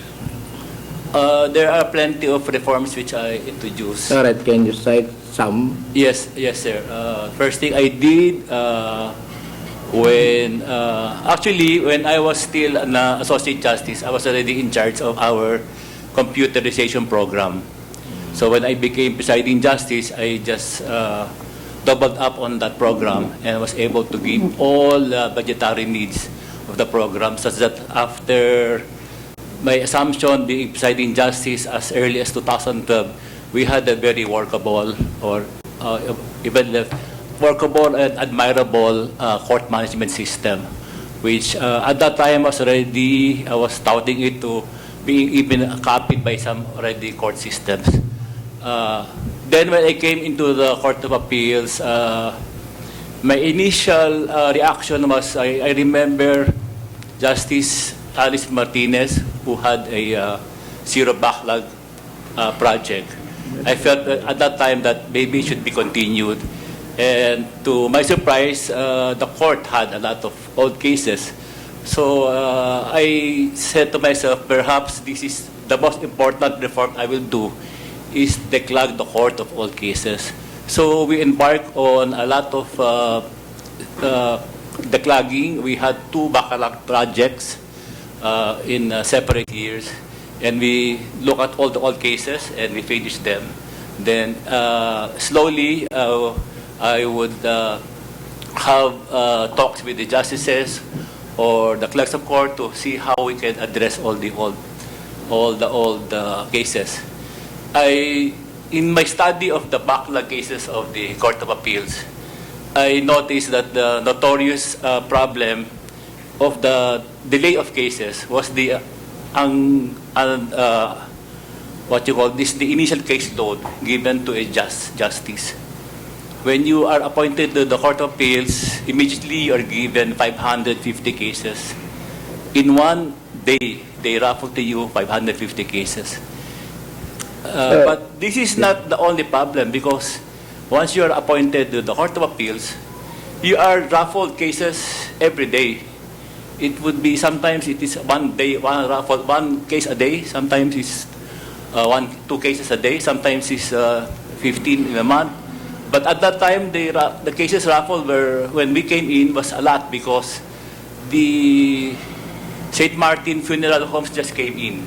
So other than deciding 550 cases, you still have to work on the newly filed cases that are with you. By experience, it would take about 5 years for a judge to justice to finish the 550 cases. So I decided that the unloading should be by installment. Instead of giving to a justice 550 cases, I would divide that into 4 years. His caseload will be given to him in 4 years' time, in the hope that in the meantime, in those next 3 years, the other cases are decided by the justice to whom the case are assigned.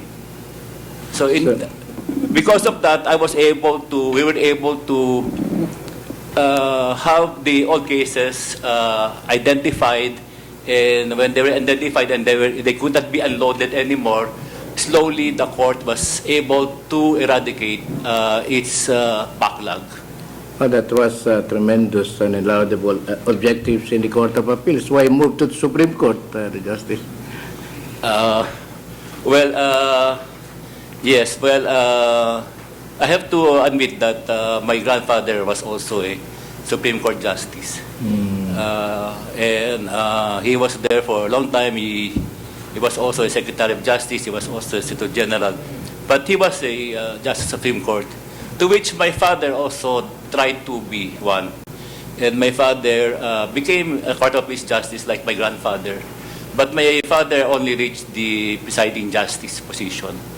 He was never appointed to the Supreme Court. In my case, I applying for the Supreme Court because it's just my dream to perhaps render more justice, do more work there in the Supreme Court. I think while I'm very happy in the Court of Appeals, perhaps I'll be happier and work harder in the Supreme Court. All right, so only one last question. What is your weakness? The one thing you cannot refuse? One thing I cannot refuse is chocolates. Kala ko kung sasabihin. Chocolate? Yes, Your Honor. How can this possibly affect your work? Well, of course, since we are living a high-stress life as justices, we don't really have time to exercise. Chocolates can lead to overweight, and overweight could lead to sickness like diabetes or high blood pressure. So maybe avoiding chocolates will make me healthier, and be able to dispose my cases and work properly as a presiding justice, or perhaps justice of this court in the future. All right, thank you for your time, and good luck. Thank you, sir. Thank you, Your Honor. Thank you so much, Judge. May I request now Attorney Mejia. Thank you, Madam Chair. Good afternoon again. PJ Reyes. Good afternoon, sir. So other than your brainchild, which is a zero backlog in the Court of Appeals, what other significant contributions that you can consider significant that you have done in your capacity as presiding justice of the Court of Appeals? Yes, sir. When we were able to computerize the court, one thing was the day-to-day monitoring of the cases. And to monitor the cases, you also have to train a lot of legal staff. And I think after being 7 years being presiding justice, I've been able to have a trained clerk of court and city clerk of court that have been trained now to look into the the delays in us appearing in our computers. And they have now the work ethic to look into this. And there's now a accepted reality in our appeals that if there's a delay, we can talk to the justice and ask them why there's a delay or investigate. There's also the accepted doctrine now that we could talk to the clerks of court and ask them what's happening, what's this problem. So the implementation of the monitoring system is important, because even if you have all the data, if nobody would really bother to look into those data and see that there are danger periods being violated or ignored, there's a need to monitor. And we have been monitoring.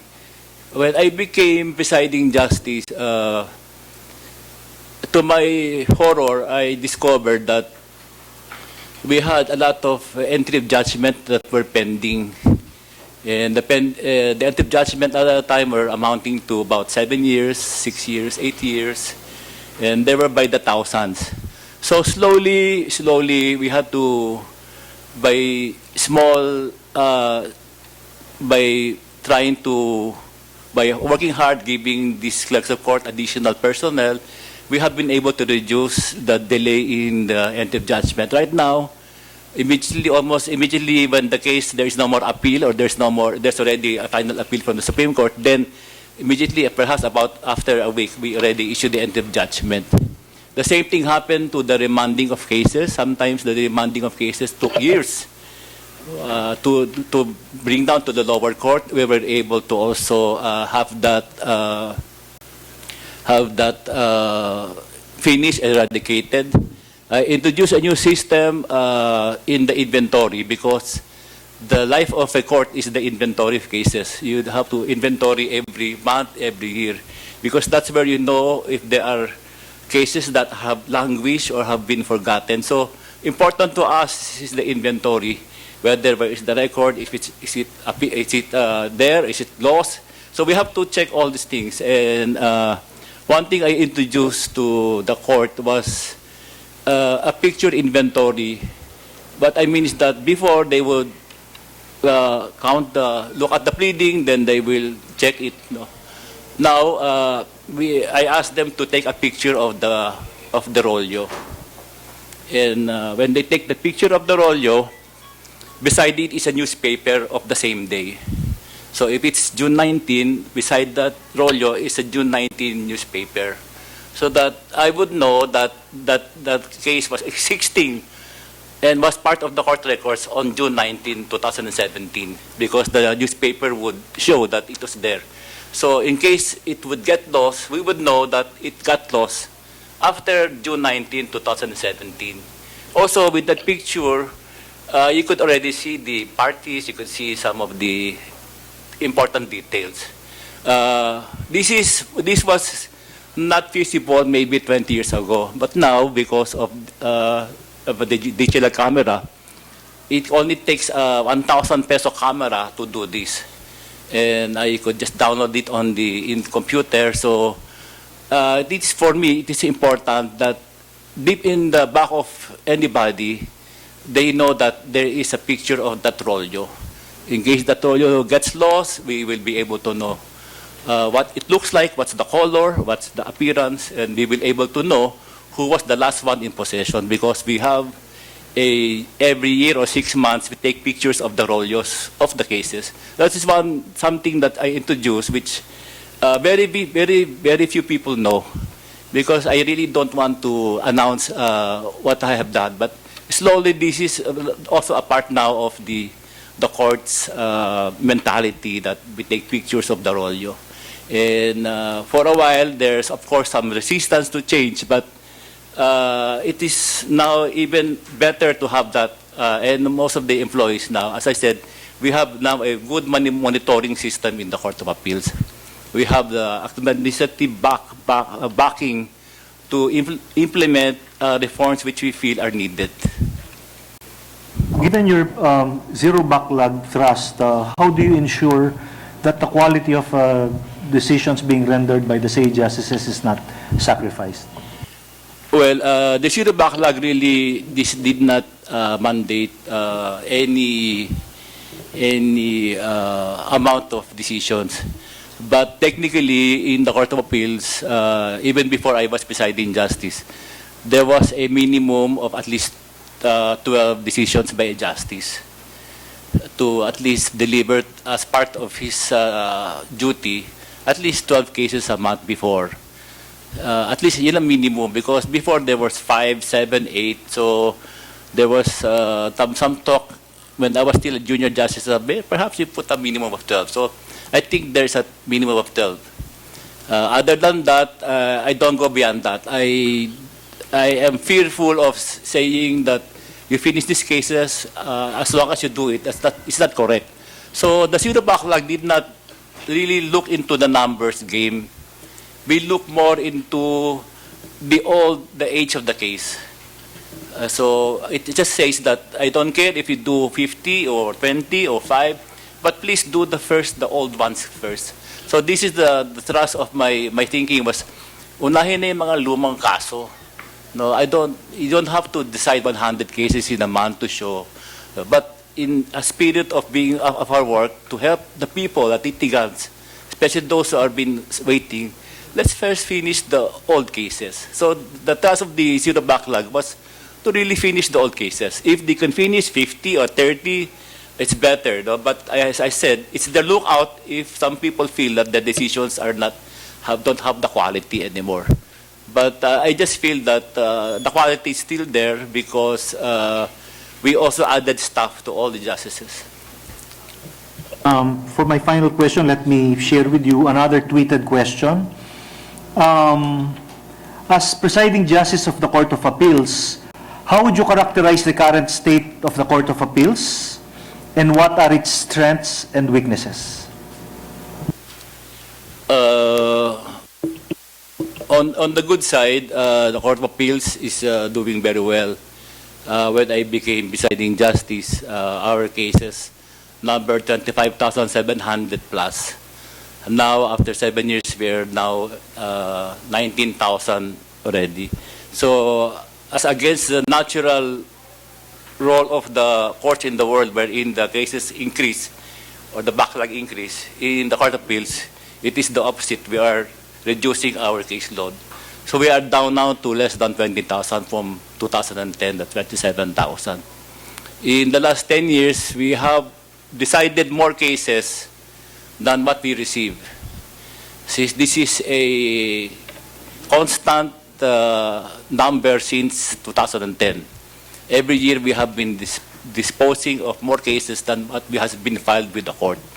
And this has amounted to 10,000 cases over 7 years, and almost 12%. So we are doing well.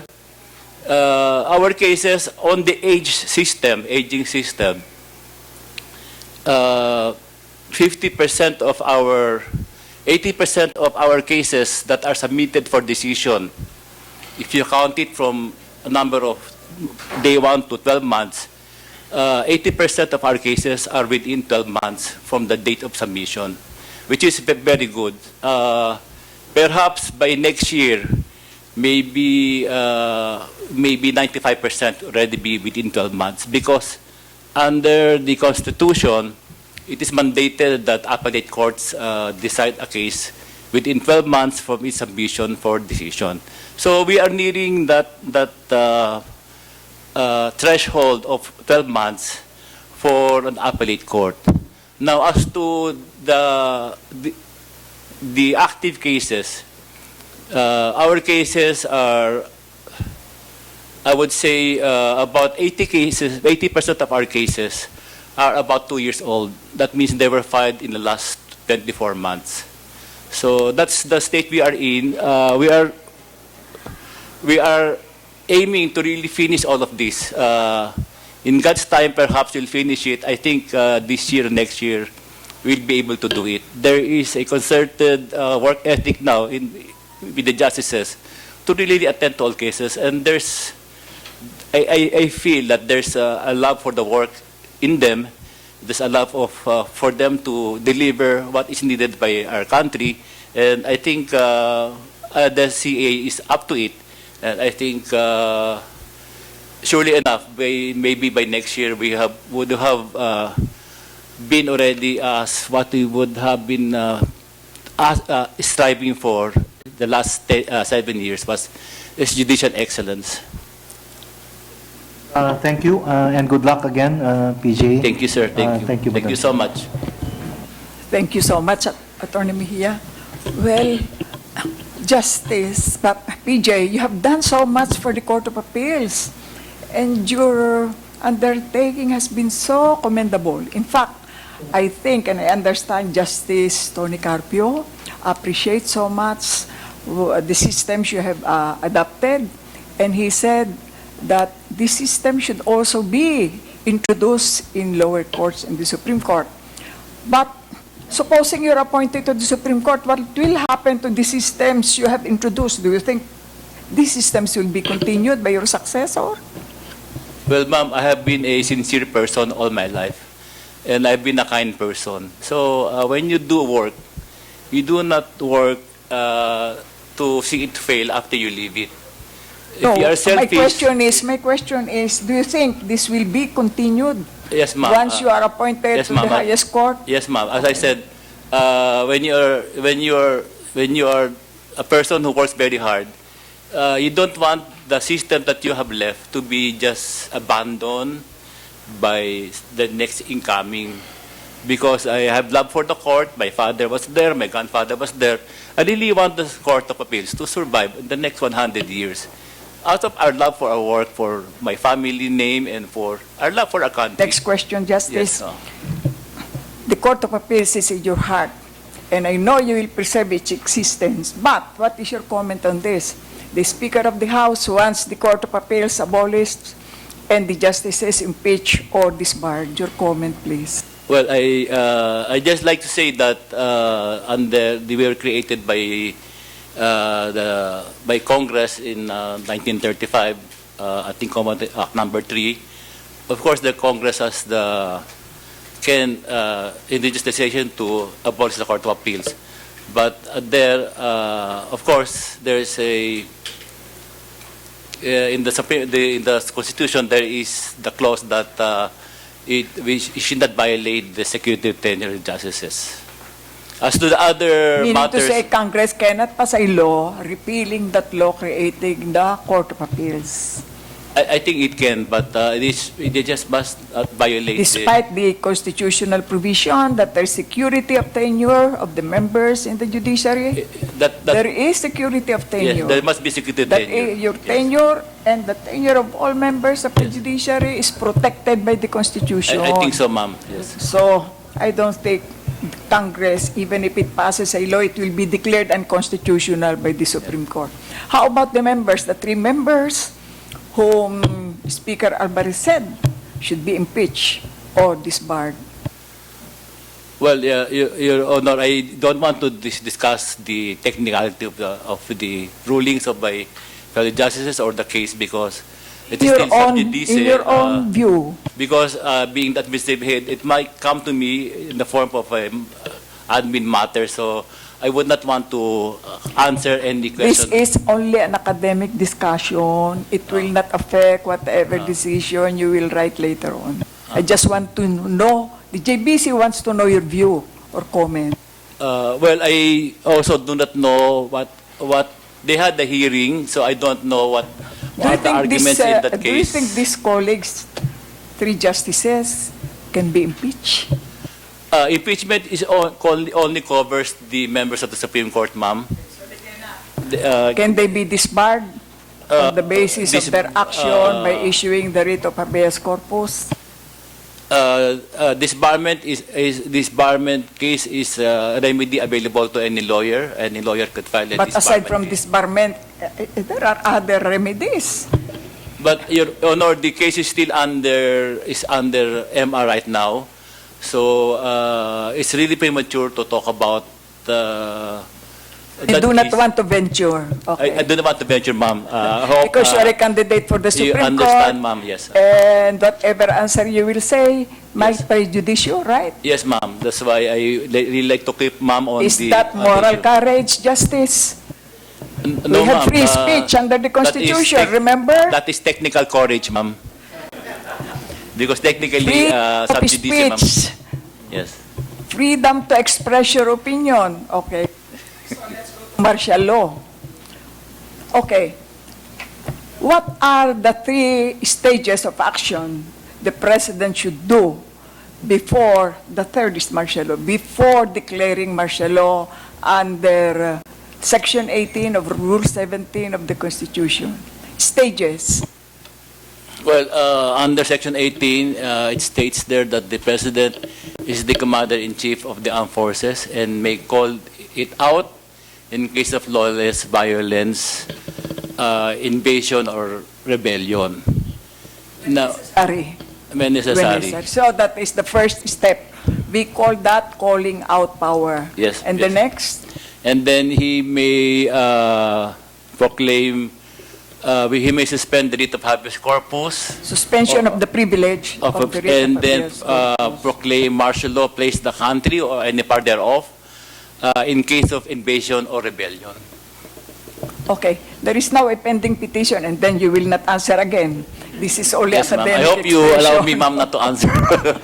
There is a petition now pending in the Supreme Court questioning the constitutionality of the declaration of martial law, of course, and whether or not, Congress should have convened within, after the President has submitted his report to Congress within 48 hours. So, if you are the ponente, how would you resolve these 2 issues? We're now in the Supreme Court, Mr. PJ. So, you are now faced with these 2 issues. Okay, please resolve. Academic discussion lang ito. It will not affect your application for promotion, I assure you. I think there is factual basis for the martial law, ma'am. A city of the Philippines of... Who will determine the factual basis first? Who will determine? It is the Presume. We cannot say that right now there's a factual basis. That's why there is a necessity for both houses to convene. It will be Congress who will determine whether or not there is factual basis. Okay, so go ahead, PJ, please. Yes, as I said, from what I see in newspapers, there's factual basis for the declaration of martial law.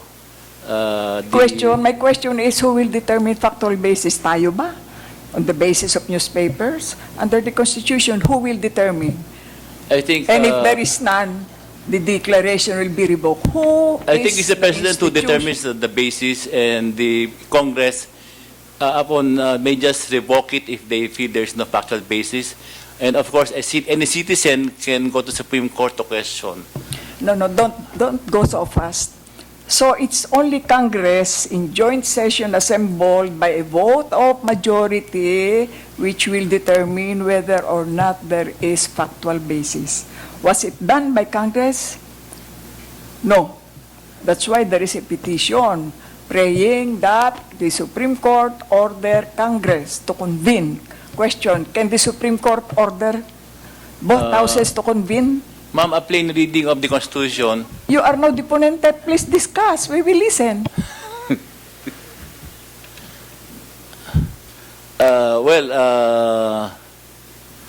As the ponente, I will look into the Constitution, read it plainly and properly, and if I interpret that there's a need for the Congress to convene, then Is I will there a need to interpret? The wording is very clear. The wording does not state that there must be a joint session to ratify, to assent to the calling of the declaration of martial law.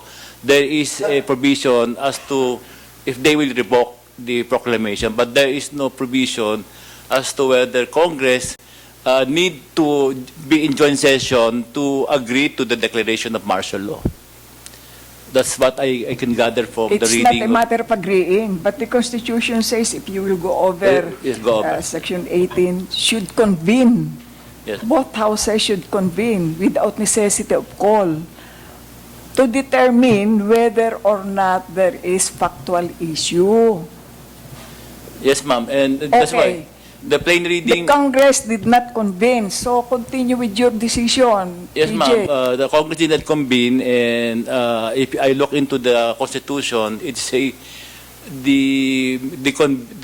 when they convene, they are to. It says there, and they can revoke the proclamation. It did not There state is no that- factual basis they Yes, can the revoke. factual Okay. basis. So what happened? What actually happened in Congress? Did they convene? Did the two houses convene? I think they didn't convene. They just agreed in writing to ratify the proclamation of That the mandate of the Constitution? It is not clearly stated, ma'am, in the Constitution, because in the Constitution, it talks about the revocation of the order. Not revocation first, The convene muna. And then they will determine whether or not there is factual ma'am, issue. the convening could be the exchange of correspondence or the signing of their signatures could be interpreted as convening, because it's not clear in the Constitution whether they are to convene and determine it is rightful exercise by the President. Convene? No, they did not. Yes, ma'am, but They did not. So they did not follow the Constitution. Very clear. They did not follow the Constitution. So what will be your decision now? How about the second issue? Whether or not there is factual basis, who would have determined that? It's Congress when it convenes. So what will be your decision? Ma'am, Still in favor of ma'am, the administration? Okay? Yes or no? Again, you want to be silent, and I understand. yes, ma'am. Because this may reach Malacanang, and then your nomination and appointment will go down the drain. Thank you, Okay. ma'am. Thank you, ma'am. They were classmates. Yes, thank you, ma'am, for that. President is very understanding, according to Judge Ilaw. Why don't you answer and tell us your decision? Okay, good luck. Thank you are no so much, ma'am. excuse. Thank you. But when you reach the Supreme Court, you should have moral courage. Decide whether or not it is against the administration or against your friends or relatives. Okay, thank you. You are excused. Thank you, ma'am. Thank you so much.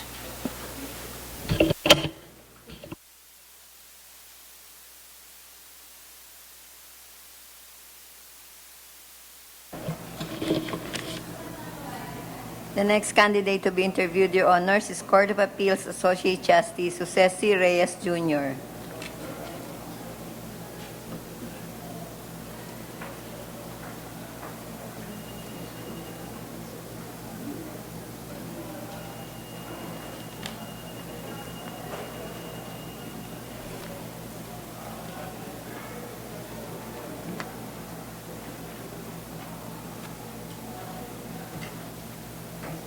Justice Jose Reyes Jr., Your Honors.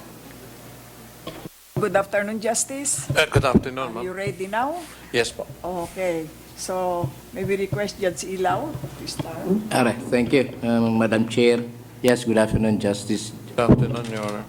Justice Reyes. And you've been nominated to the Supreme Court for the years 2011, 2012, 2014. How about 2015?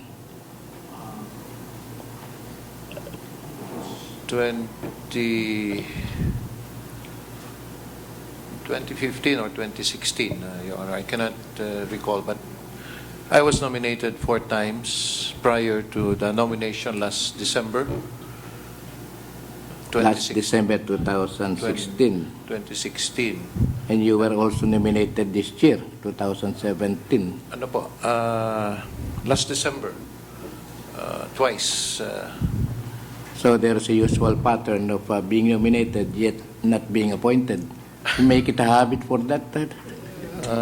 It would appear, it would What appear, was- Your Honor, but What would have been the problem in your journey?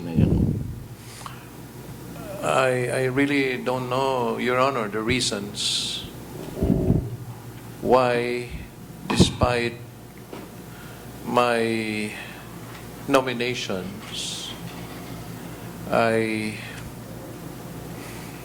wasn't appointed.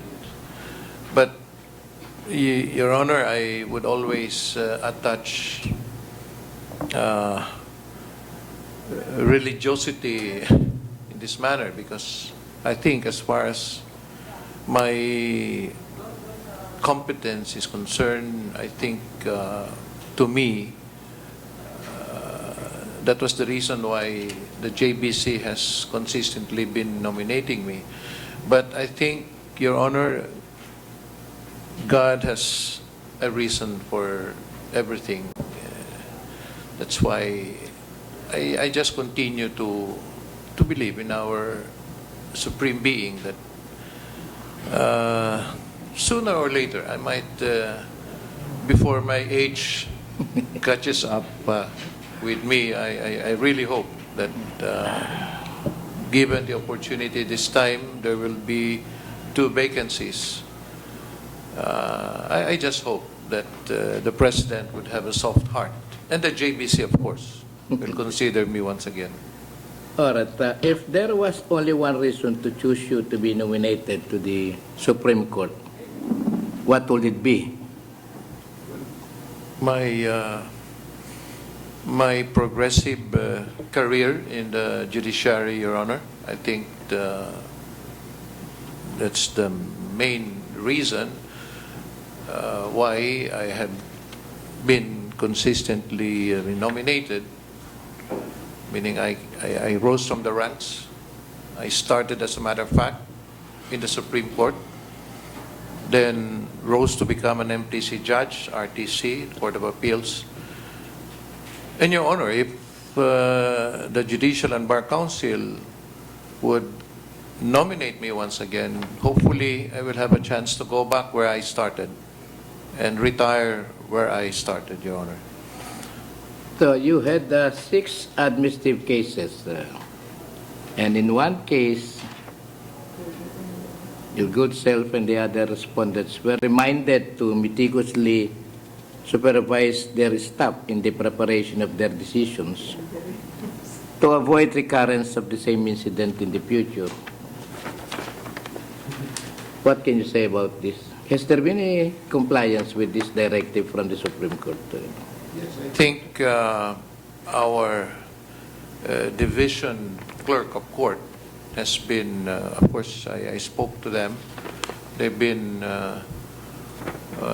advised to be careful, because there was no fault on the part of the justices then. So we called their attention to be more careful in the performance of their duties, Your Honor. Can you cite a specific instance where your integrity or objectivity or independence had been attempted to be compromised, and how you handled it? Are you referring to a case, Your Honor, or? All right, let's be specific, because records say that Senator Trillanes had accused you of having received 25 million for the alleged issuance of a TRO and later a WPI to prevent the enforcement of this preventive suspension order by the Ombudsman against former Mayor Junjun Binay. What is your comment on this? As I have explained before in the same forum, Your Honor, when asked before by Attorney Cayosa, I explained it in this manner. The issuance of the temporary restraining order at that time was well thought of by our division.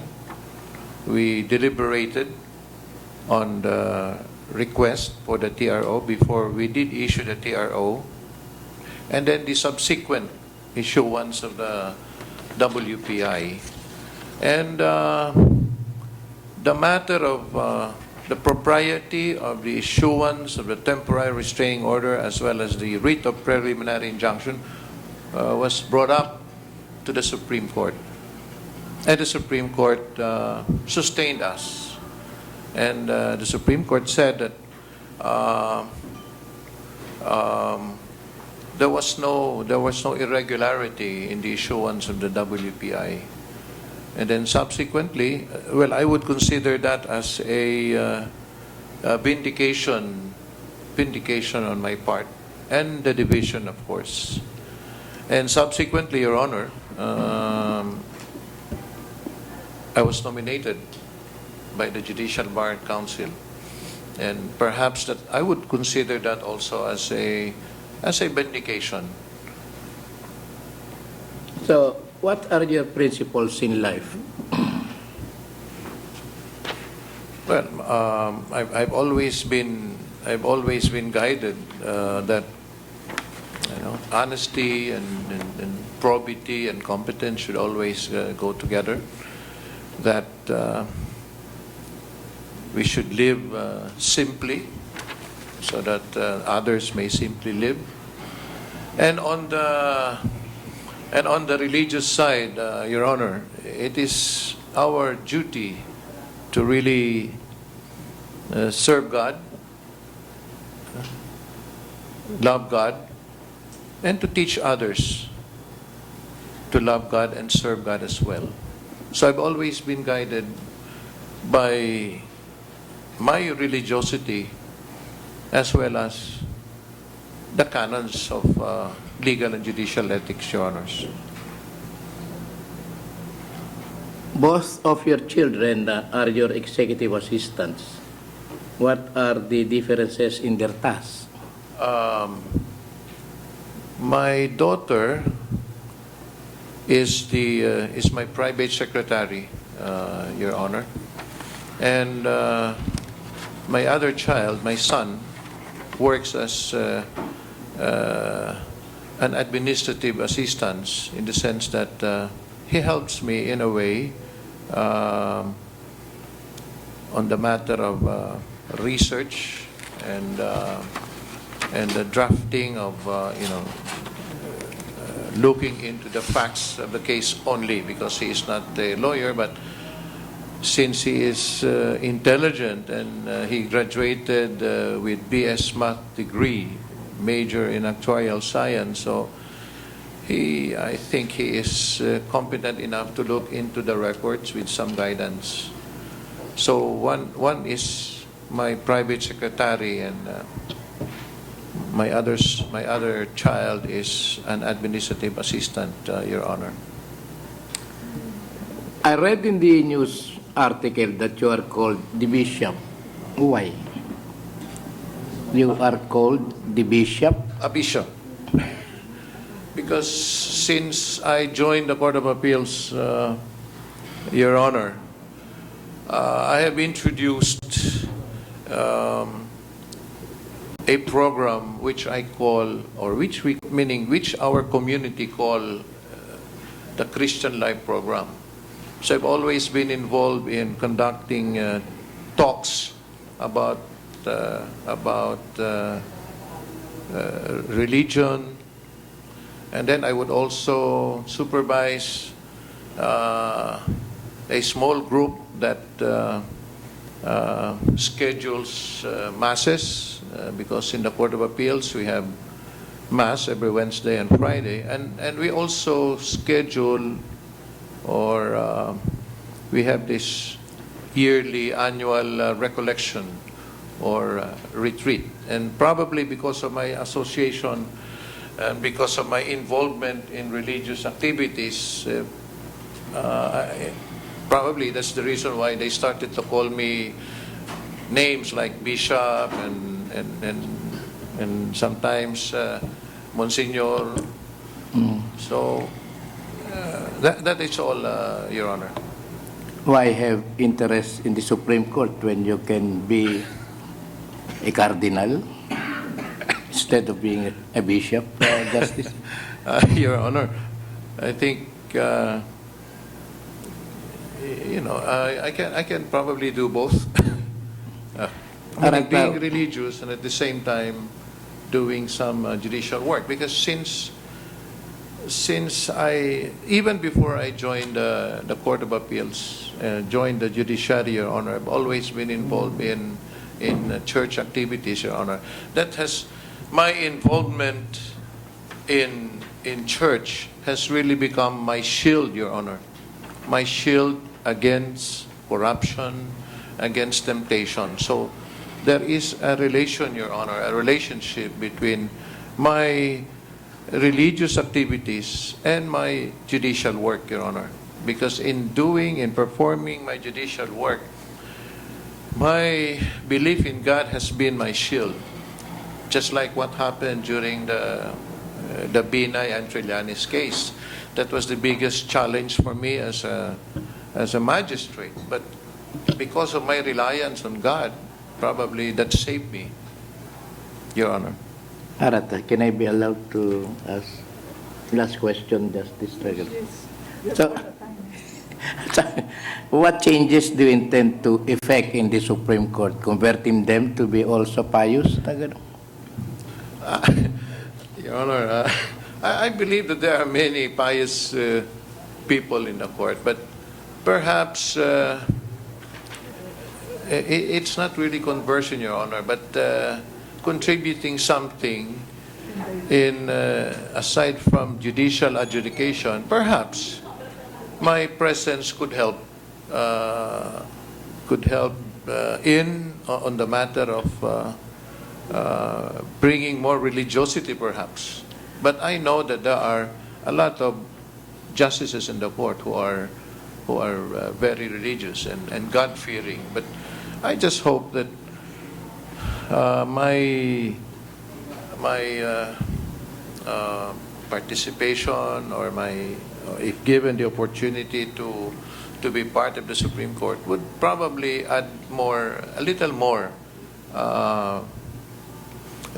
integrity in terms of religiosity, Your Honor. So one last question, just to follow with it and make it not hanging. Right? Here's a quicker question. How will you decide the case if your personal religious beliefs are in conflict with the law? Of course, as a magistrate, as a lawyer, I would always consider the factual and legal basis more than my personal belief.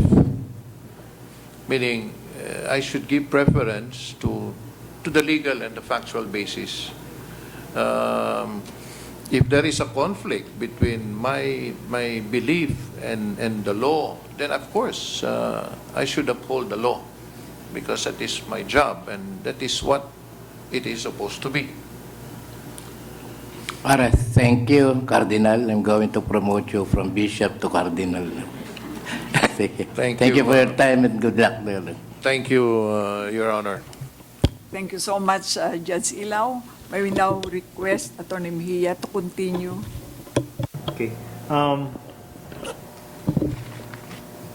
Thank you, Madam Chair, and good afternoon, Justice Reyes. Good afternoon, Jose Reyes. Your Honor. Just a few questions concerning some raging issues of the day, so to speak. To your mind, does the current crisis in Marawi justify the declaration of martial law? Well, Your Honor, the President must have in his possession sufficient factual basis. Because facts that ordinary individuals like us may not be in possession. So for now, I think we have to rely on what the President has done, meaning the imposition of martial law must have been based on real facts, because I'm sure the President, being a lawyer, must be aware that his decision could be challenged in the Supreme Court. So I would say that Given from what I have read, no, given if it is true that this present situation in Marawi is led by the ISIS, then it is something that is that we have to be worried, because you know how the ISIS followers are. Internationally they are feared, and they are known to really create disorder and killings. So I think, Your Honor, when the President declared martial law in Mindanao, the President must have in his possession sufficient factual basis, which we are not in possession right now, Your Honor. Are we ready for a constitutional revision? And if you think we are, what areas in the Constitution do you think need to be addressed? Yes, Your Honor. Time and again, a couple of years, proponents on revision of certain economic provisions of the existing Constitution had been mentioned, although these changes are not really clear to us. These are just proposals. For now, Your Honor, actually, more and more people, especially those in the academe, are trying to formulate amendments along the side, meaning along that line, along the economic provisions of our Constitution. But other than that, Your Honor, I am not aware of if there is other provisions that should be amended. We have extensively interviewed Justice Reyes in the past, Madam Chair, so that will be my final question. Good luck again, Justice Reyes, and thank you, Madam Chair. Thank you, Your Honor. Okay, thank you. Thank you so much, Attorney Mejia. Okay, this is follow-up question to the questions propounded by my two colleagues here. Yes, Your Honor. About your being a religious, highly religious man. Supposing you are now in the Supreme Court, but there will be petitions, you will decide, especially annulment or declaration of annulment of marriage under Rule 36 of the Family Code. And of course, you know, the biblical teaching, what God has joined together, let no man put asunder.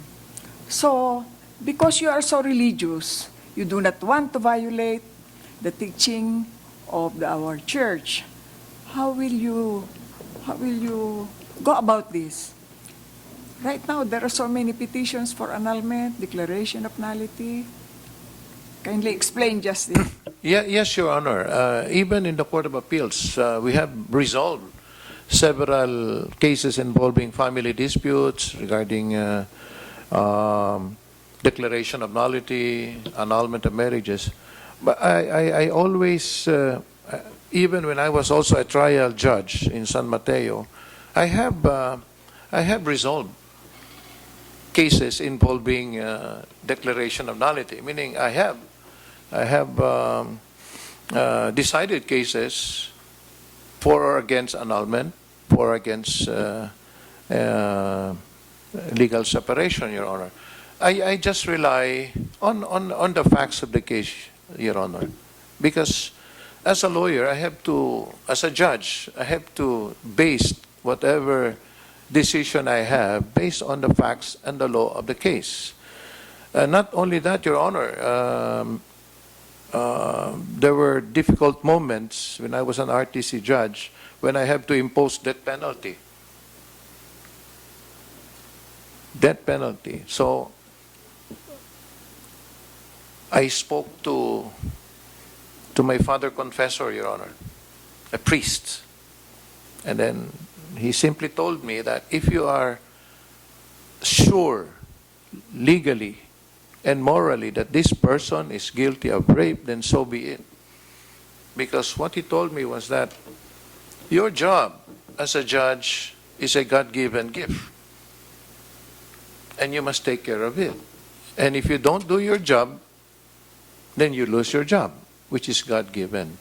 So, Your Honor, it has always been along that line, meaning I have declared marriages void, but I have tried to minimize it by counseling the parties, Your Honor.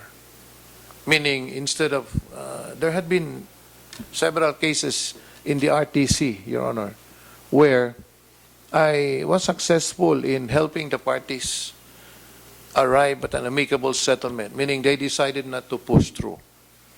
But of course, there were a few. Probably, Your Honor, out of 10 cases involving annulment and declaration of nullity, 7 of these cases were amicably settled, meaning, they patch up and they live together again. Justice, did you get to meet Judge Veneracion, former RTC Judge of Manila? Yes. He did not want to impose that That penalty, although it should be imposed, so he was dismissed from the service with the Supreme Yeah, Court. he was Dismissed from the yes, service. Okay.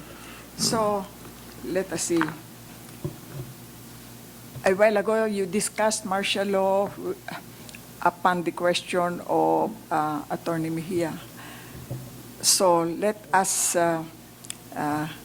make this scenario. You are already in the Supreme Court, and now you are handling this petition, pending now in the Supreme Court, questioning the constitutionality of the declaration of martial law. And the issues are whether or not Congress should have convened to determine whether or not there was factual basis to declare martial law. And number 2, whether the declaration is in accordance with the Constitution. Okay. Please, Justice, decide. On the first issue, ma'am,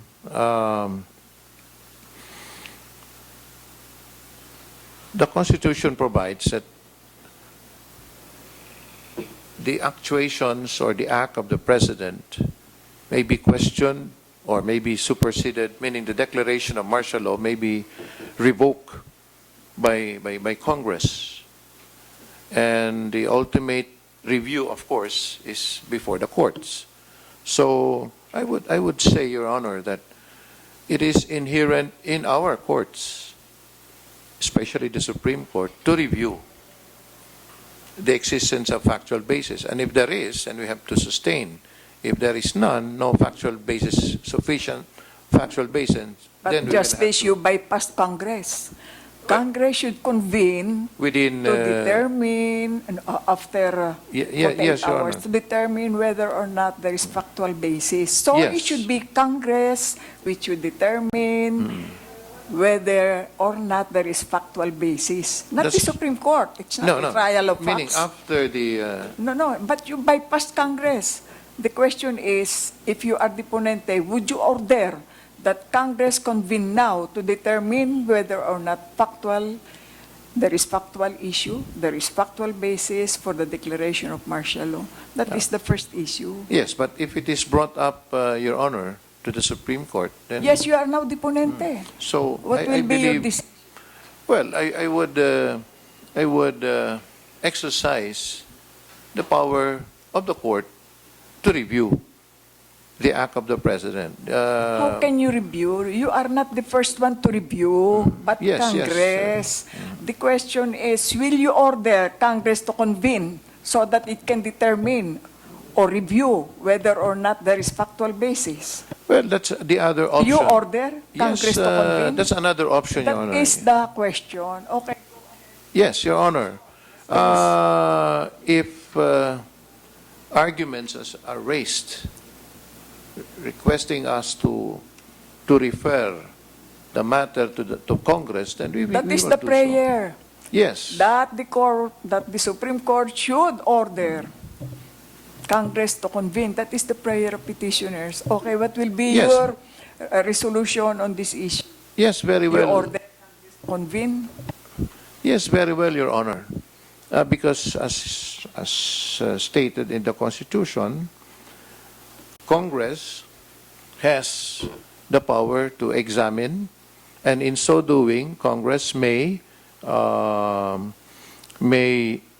revoke, or if there is no sufficient basis, or it may even extend The initiative of the President. Your Honor. So it would be well also to consider that, Your Honor, meaning in deciding the case, because you have to give a chance. Order Congress, both houses to convene. Yes, it would. So that by a majority of The members the members voting jointly, may Congress consider can determine whether or not factual basis exists. exists. And if there is, then it may extend. Then if there is none, Then it may not revoke. may not. Yes, and after the lapse of 60 days, and the President still believes that martial law should be extended, then he can again ask Ask for Congress an extension. on Your an Honor. extension. For how long should Congress extend it? There is no specified time, Your Honor, as to the first period is 60 days.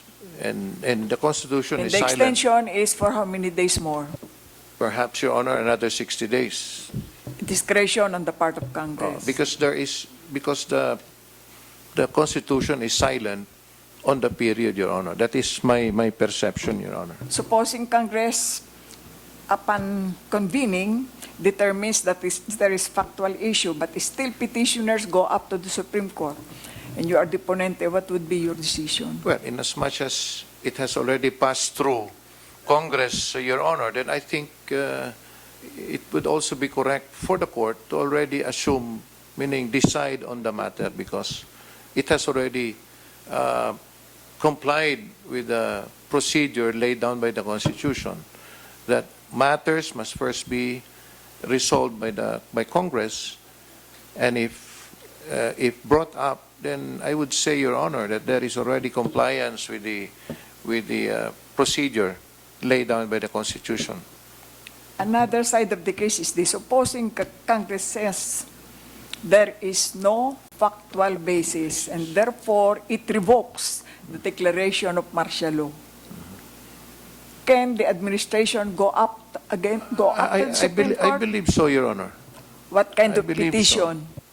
Well, there could be the nature of the petition, Your Honor. There could be because cases brought up to the Supreme Court are brought up on appeal by certiorari or petition for certiorari. Rule 65.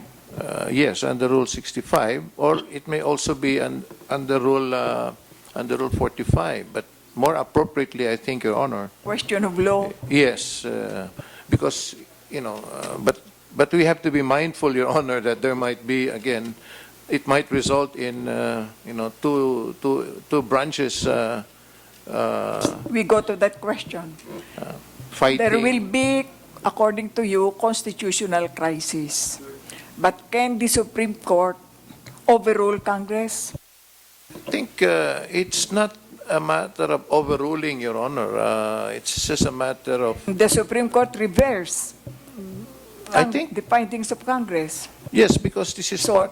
there is still a constitutional crisis? But it's the Supreme Court is the final arbiter of all legal issues, and this is part There of. can never be any constitutional crisis.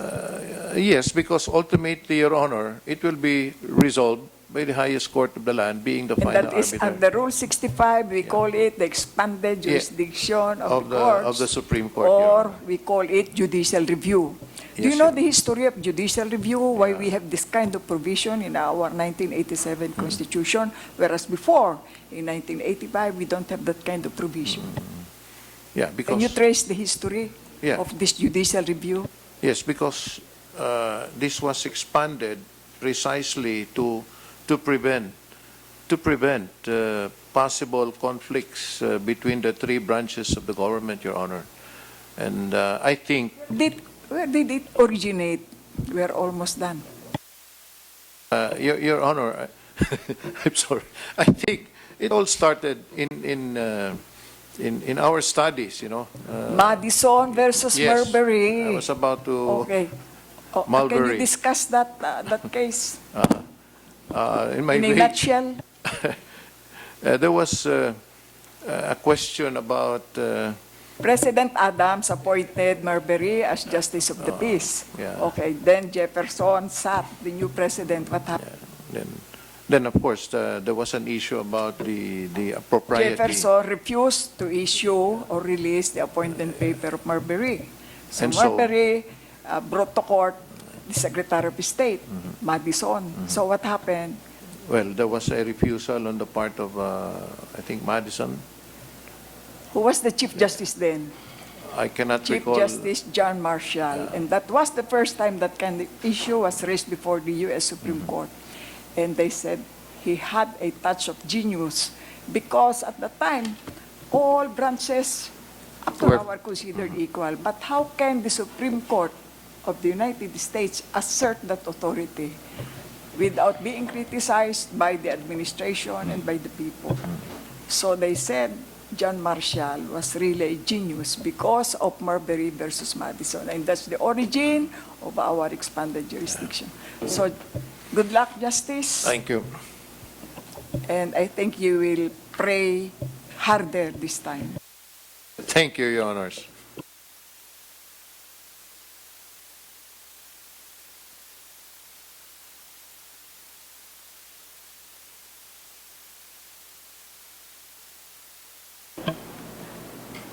The last candidate to be interviewed, Your Honors, is Court of Appeals Associate Justice Ramon Paul L. Hernando.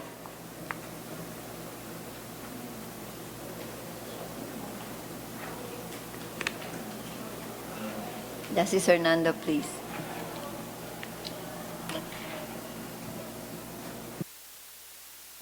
Good afternoon, Justice. Afternoon, Your Honor. Okay, ready for the interview? Yes, ma'am. Yeah, you look like one. Okay. We call on Judge Ilaw to start, please. Thank you, Justice Gutierrez, and thank you for coming. Justice Hernando, how are you today? I'm good, Your Honor. Thank you. How good? Very good, Your Honor. Very good. All right. Why did you move from UST to San Beda in the College of Law? That was in 1986, Your Honor.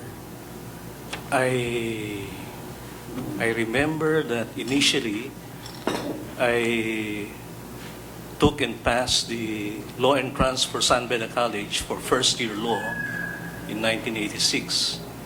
But for one reason or another, I ended up enrolling in UST. I was of the belief then that having spent my pre-law in UST, I would do good also in law school at UST. Those were the years in which there was a change of government, and I felt that staying in the same institution where I spent my pre-law course would not be as exciting, as it were, if I were to transfer to another law school. And so in the summer of 1987, I took another law entrance for San Beda and got to transfer then. I was admitted straight to go into second year law at San Beda College, Your Honor. You were number one in case disposal in the Court of Appeals in the year 2012 and 2013.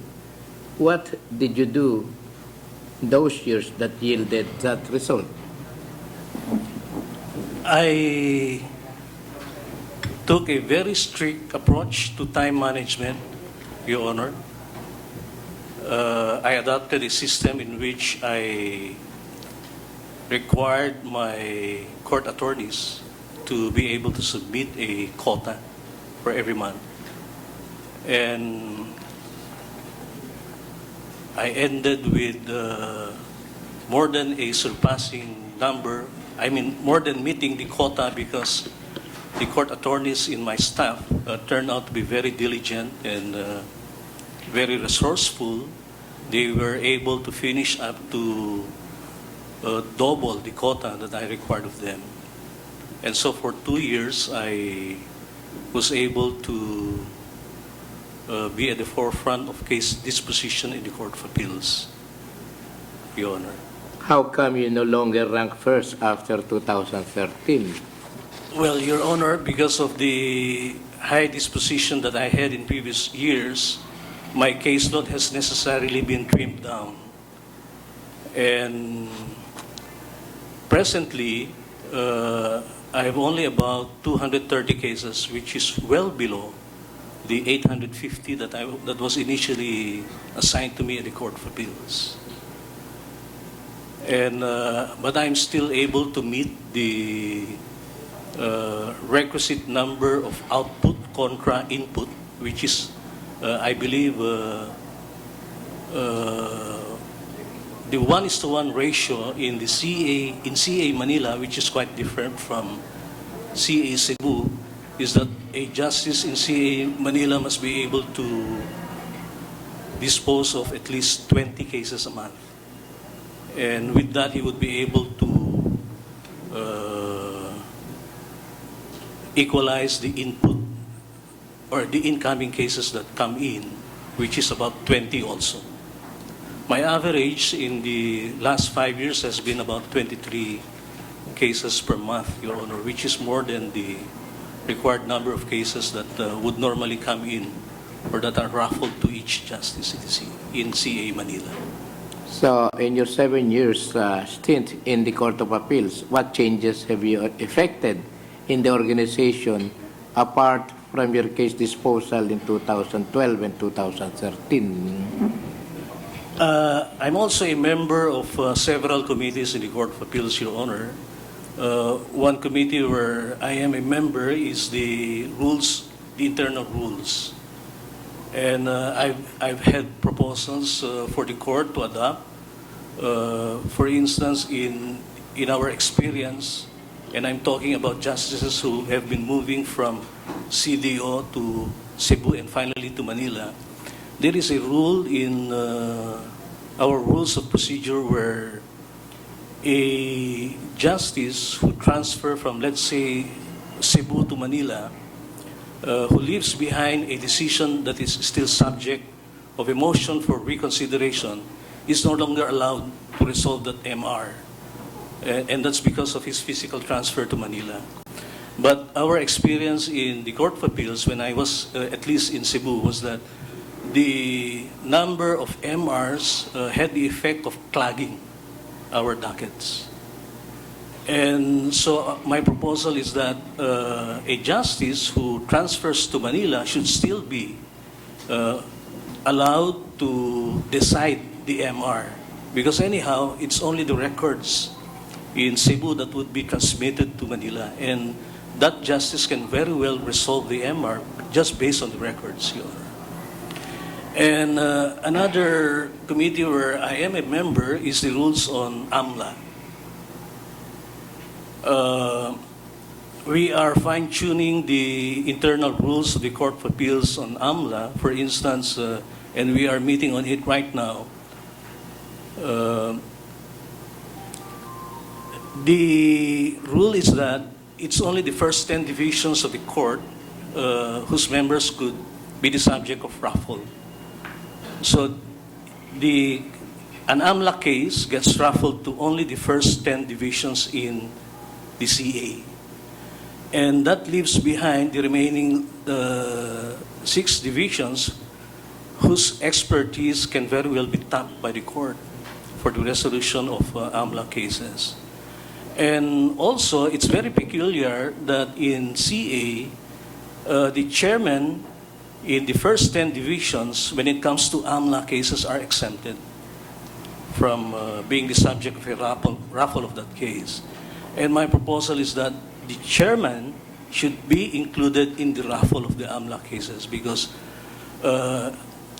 the very sensitivity of the AMLA case, in fact, calls for a chairman to preside over an AMLA case. So those are two of some of the proposals that I have advanced to the Court of Appeals for its adoption, Your Honor. What do you think are the current issues hounding the Supreme Court?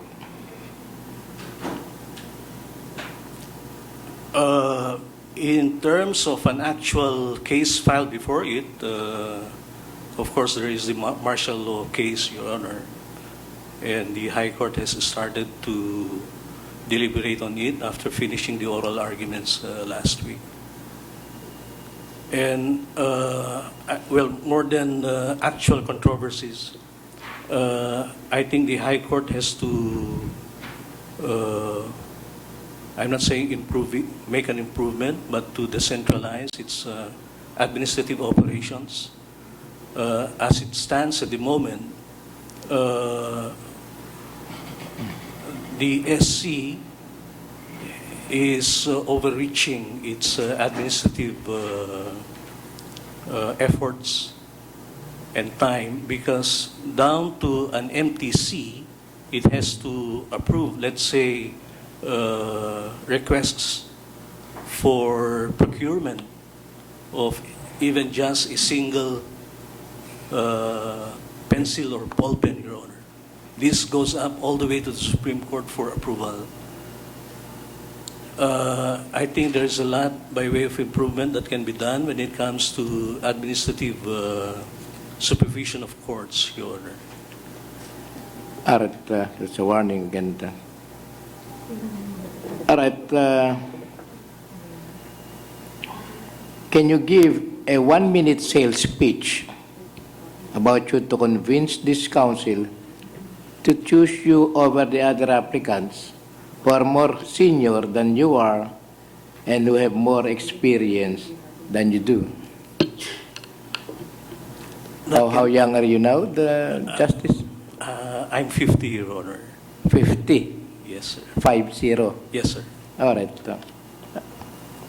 You're given 1-minute sales speech about to convince us that you must be chosen aside from being young and have more experience of your adversaries.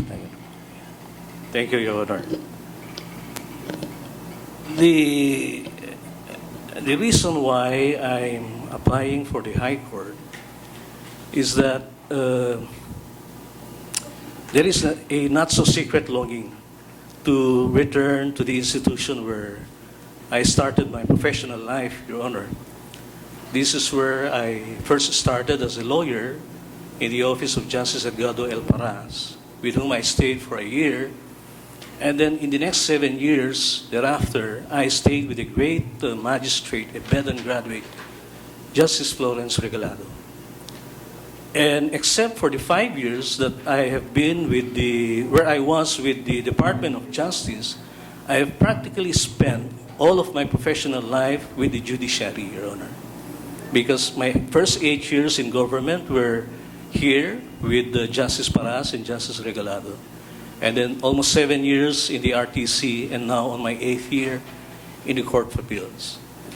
With regard to my age, Your Honor, I think 50 is the best time to move on to the High Court, because I would be young enough to be able to tackle the very rigorous job of a Supreme Court Justice. And I've also started to grow white hair, Your Honor. I'm starting to color my hair. And gray hair, they say, is an indicator of maturity and wisdom, Your Honor. So I think that at this time, I'm fully prepared to physically and mentally undertake the all too important job of a Supreme Court Justice. One last question. You made headlines in 2015 when you inhibited from one of the cases of former Mayor Junjun Binay on the ground that your wife was the graft investigation and prosecution officer of the Office of the Overall Deputy Ombudsman. What happens when many of the cases raffle to you? Just in case you're going to be, if and when appointed as Associate Justice of the Supreme Court, falls under similar circumstances, will you keep on inhibiting yourself? I will not, Your Honor. what I do is I limit the matter of inhibition only when my spouse has had a direct participation in the proceedings, and not just because she is part of the office. There have been cases in the Ombudsman where I have continued to be part of the division that hears the case, and that's because my wife has had no actual or even indirect participation with that case at the Ombudsman level. So it's really on a case-to-case basis, Your Honor. Case-to-case basis. Yes, sir. But normally, who rules? Your wife? I normally defer to her, Your Honor. All right, thank as you. long as the circumstances would warrant it. All right, thank you, Justice, and good luck to your journey. Thank you very much, sir. Thank you, Judge. I will request now Attorney Mejia. Thank you, Madam Chair. Good afternoon, Justice Hernando. Let me give way to not only to tweeted questions but also to questions which are being proposed by way of a formal letter sent to the Judicial and Bar Council, and one of them comes from the Engender Rights Incorporated.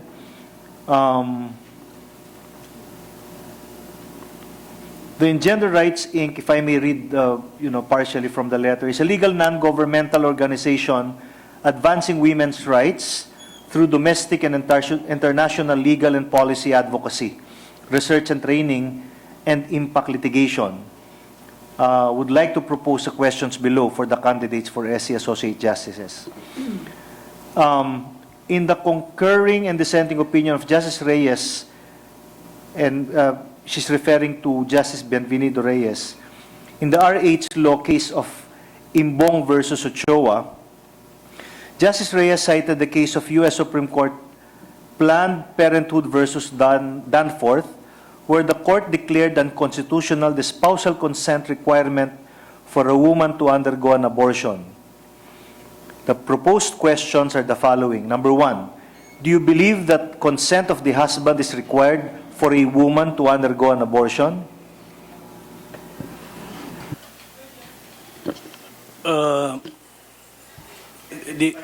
Anyway, the two questions are related. I might as well read it also. Would such spousal requirement unduly intrude on the woman's right to privacy? Thank you, Your Honor. I would have to base my answer on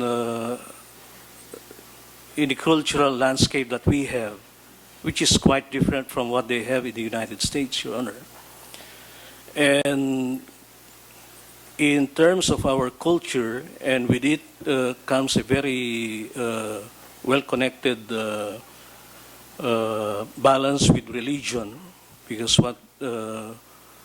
we are Catholics in this country. So in the context of both culture and religion, I think the husband has as much right as the wife to give his views and necessarily his consent to any abortion that may be desired by a wife, Your Honor. And it should not be lost on everyone that the wife becomes pregnant by reason of her union with the husband.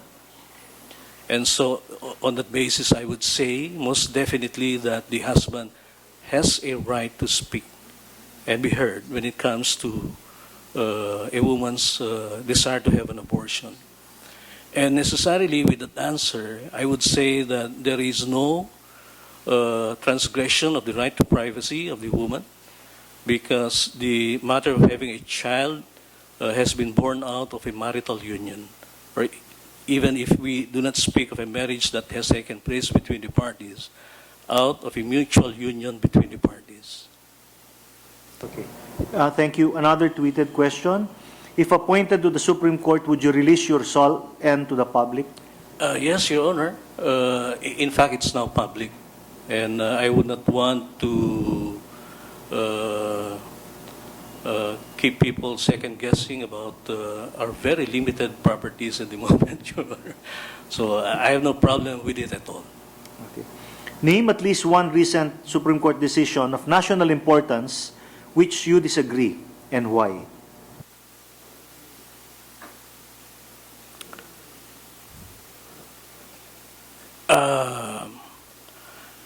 There is one such case where I have personal reservations, Your Honor, and that is with regard to the bail granted to Senator Enrile. The basis for the Supreme Court, in at least by a majority vote, in granting bail to Senator Enrile was because of the fact that the Sandigan Bayan was not able to show any grave abuse of, on the part of Senator Enrile, that he was able to show that the Sandigan Bayan exercised grave abuse of discretion in denying his plea of bail. And then secondly, and this is where I have my reservations, Your Honor, the ground of humanitarian considerations. I think that's the first one in our rules of procedure. It's not specifically cited in any provision of our rules on criminal procedure. And so personally, I think SC may have not necessarily erred, Your Honor, but may not have been completely accurate in its ruling. Thank you. That was my final question, and good luck, Justice Hernando. Thank you. Madam. Thank you very much, Attorney Mejia. You mean you could have dissented in the case concerning Enrile if you were a member of the Supreme Court? You could have dissented. Yes, I would have, Your Honor. What other decision, if you were there in the highest court, wherein you could have dissented? Meaning you don't agree. A family law case, Your Honor. I'm referring to Valino versus Adriano. It's Molina case. Valino versus Adriano. Concerning the issue of who should have custody over the remains of a spouse. Over? The remains, Your Honor, of a spouse. That case involved a dispute between the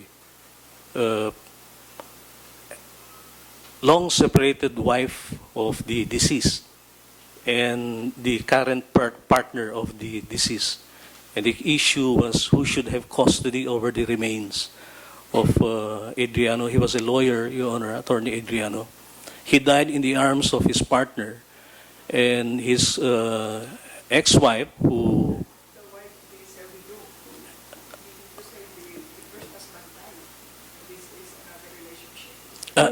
No, ma'am. What are the facts again? Attorney Adriano separated from his wife, who she then went to the United States and stayed there for the next 30 years. In the meantime, Valino became the partner of Attorney Adriano. And it was in the arms of Valino that Attorney Adriano died. But the ex-wife now wants to have custody over the remains of Attorney Adriano on the ground that she is still the wife. And by a majority ruling, I think there was only one dissenting voice from the High Court, Your Honor. The Supreme Court said that based on the provisions of the Civil Code on funerals, it shall be the wife who shall have custody over the remains of the husband. But in my view, upon reading the decision, I would have held that the wishes of the husband be respected, because it turned out that the husband had a last wish for purposes of the disposition of his remains.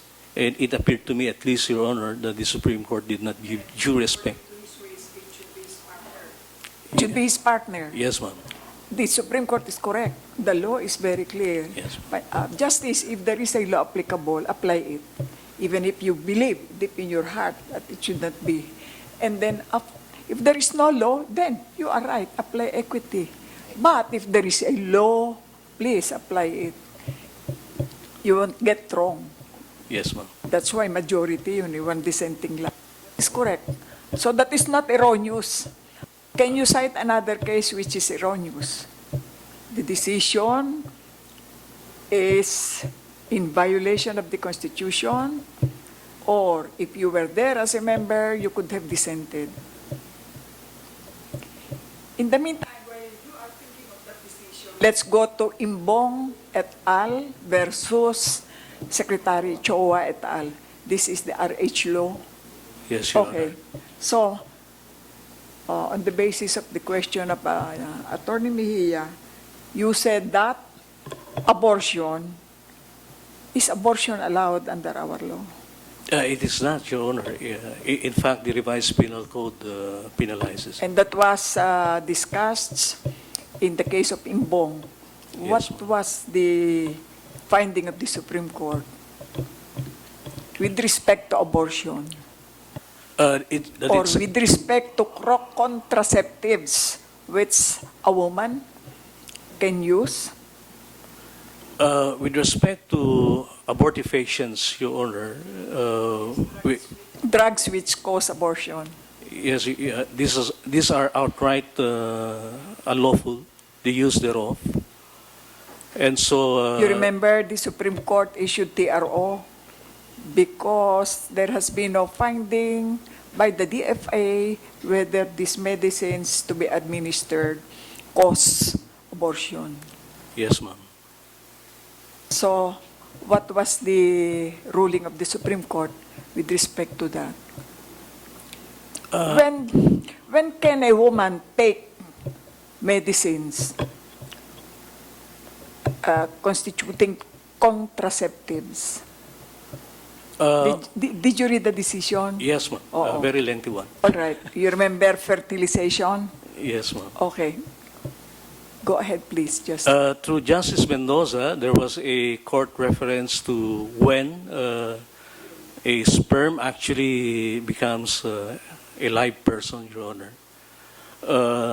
There were references to medical publications and experts on whose opinions the Supreme Court also based its findings.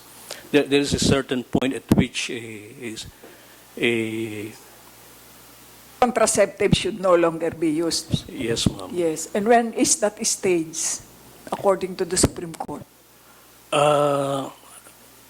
There were also references to the weeks in which the... When there is fertilization. Yes, Your Honor. Because there will, you know the meaning of zygote? Yes, ma'am. It will become a baby. So, if the woman will take contraceptives, well, it might cause abortion. So, you know, the decision is really very tight. We do not know when a woman should use contraceptives. How about the case of Roe versus Wade? Do you remember? The ruling of the U.S. Supreme U.S. Court. Court, Very famous case. Yes, ma'am. 1973 one. It has stood the test of time in the United States. Yes. Still good It's jurisprudence. still good, and it has not yet been reversed. Yes, ma'am. Yes. What was the ruling of the U.S. Supreme Court, Roe versus Wade? By a vote of 5-4, Your Yes, Honor, 5-4. the United Very close States... voting. Yes, ma'am. The United States Supreme Court allowed a woman, by reason of her rights to privacy, to have an abortion. The Supreme Court allowed a woman to what? To abort To abort, Your Honor. on the first trimester, the first 3 months, because according to the U.S. Supreme Court, the woman is entitled to her right of privacy. Do you remember? So there was real discussion, and in fact, there were protests, you know, especially on the part of religious groups. How about, that is the first trimester, how about on the second trimester, what was the ruling of the U.S. Supreme Court? This famous case of Roe versus Wade. I have to be honest, Your Honor, I no longer Okay. remember You can, all the you can factual. read that decision at the internet, I think. Yes, ma'am. Every decision of the Supreme Court is there. Let's go back to Imbong versus Ochoa. So, at this point, what is now the status of that case? I think there's a... So many women are angry, but the Supreme Court has not yet revoked its TRO because the DFA has not yet submitted its findings. But the drugs, according to some people from the DFA, are now rotting or have expired. These are contraceptives. That's why Imbong versus Ochoa is a very delicate decision. You do not know when the drugs will cause abortion. Yes, ma'am.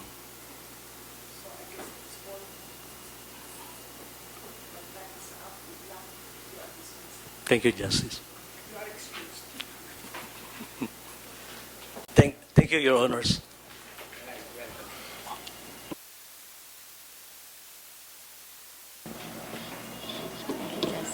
That's all for this afternoon, Your Honors.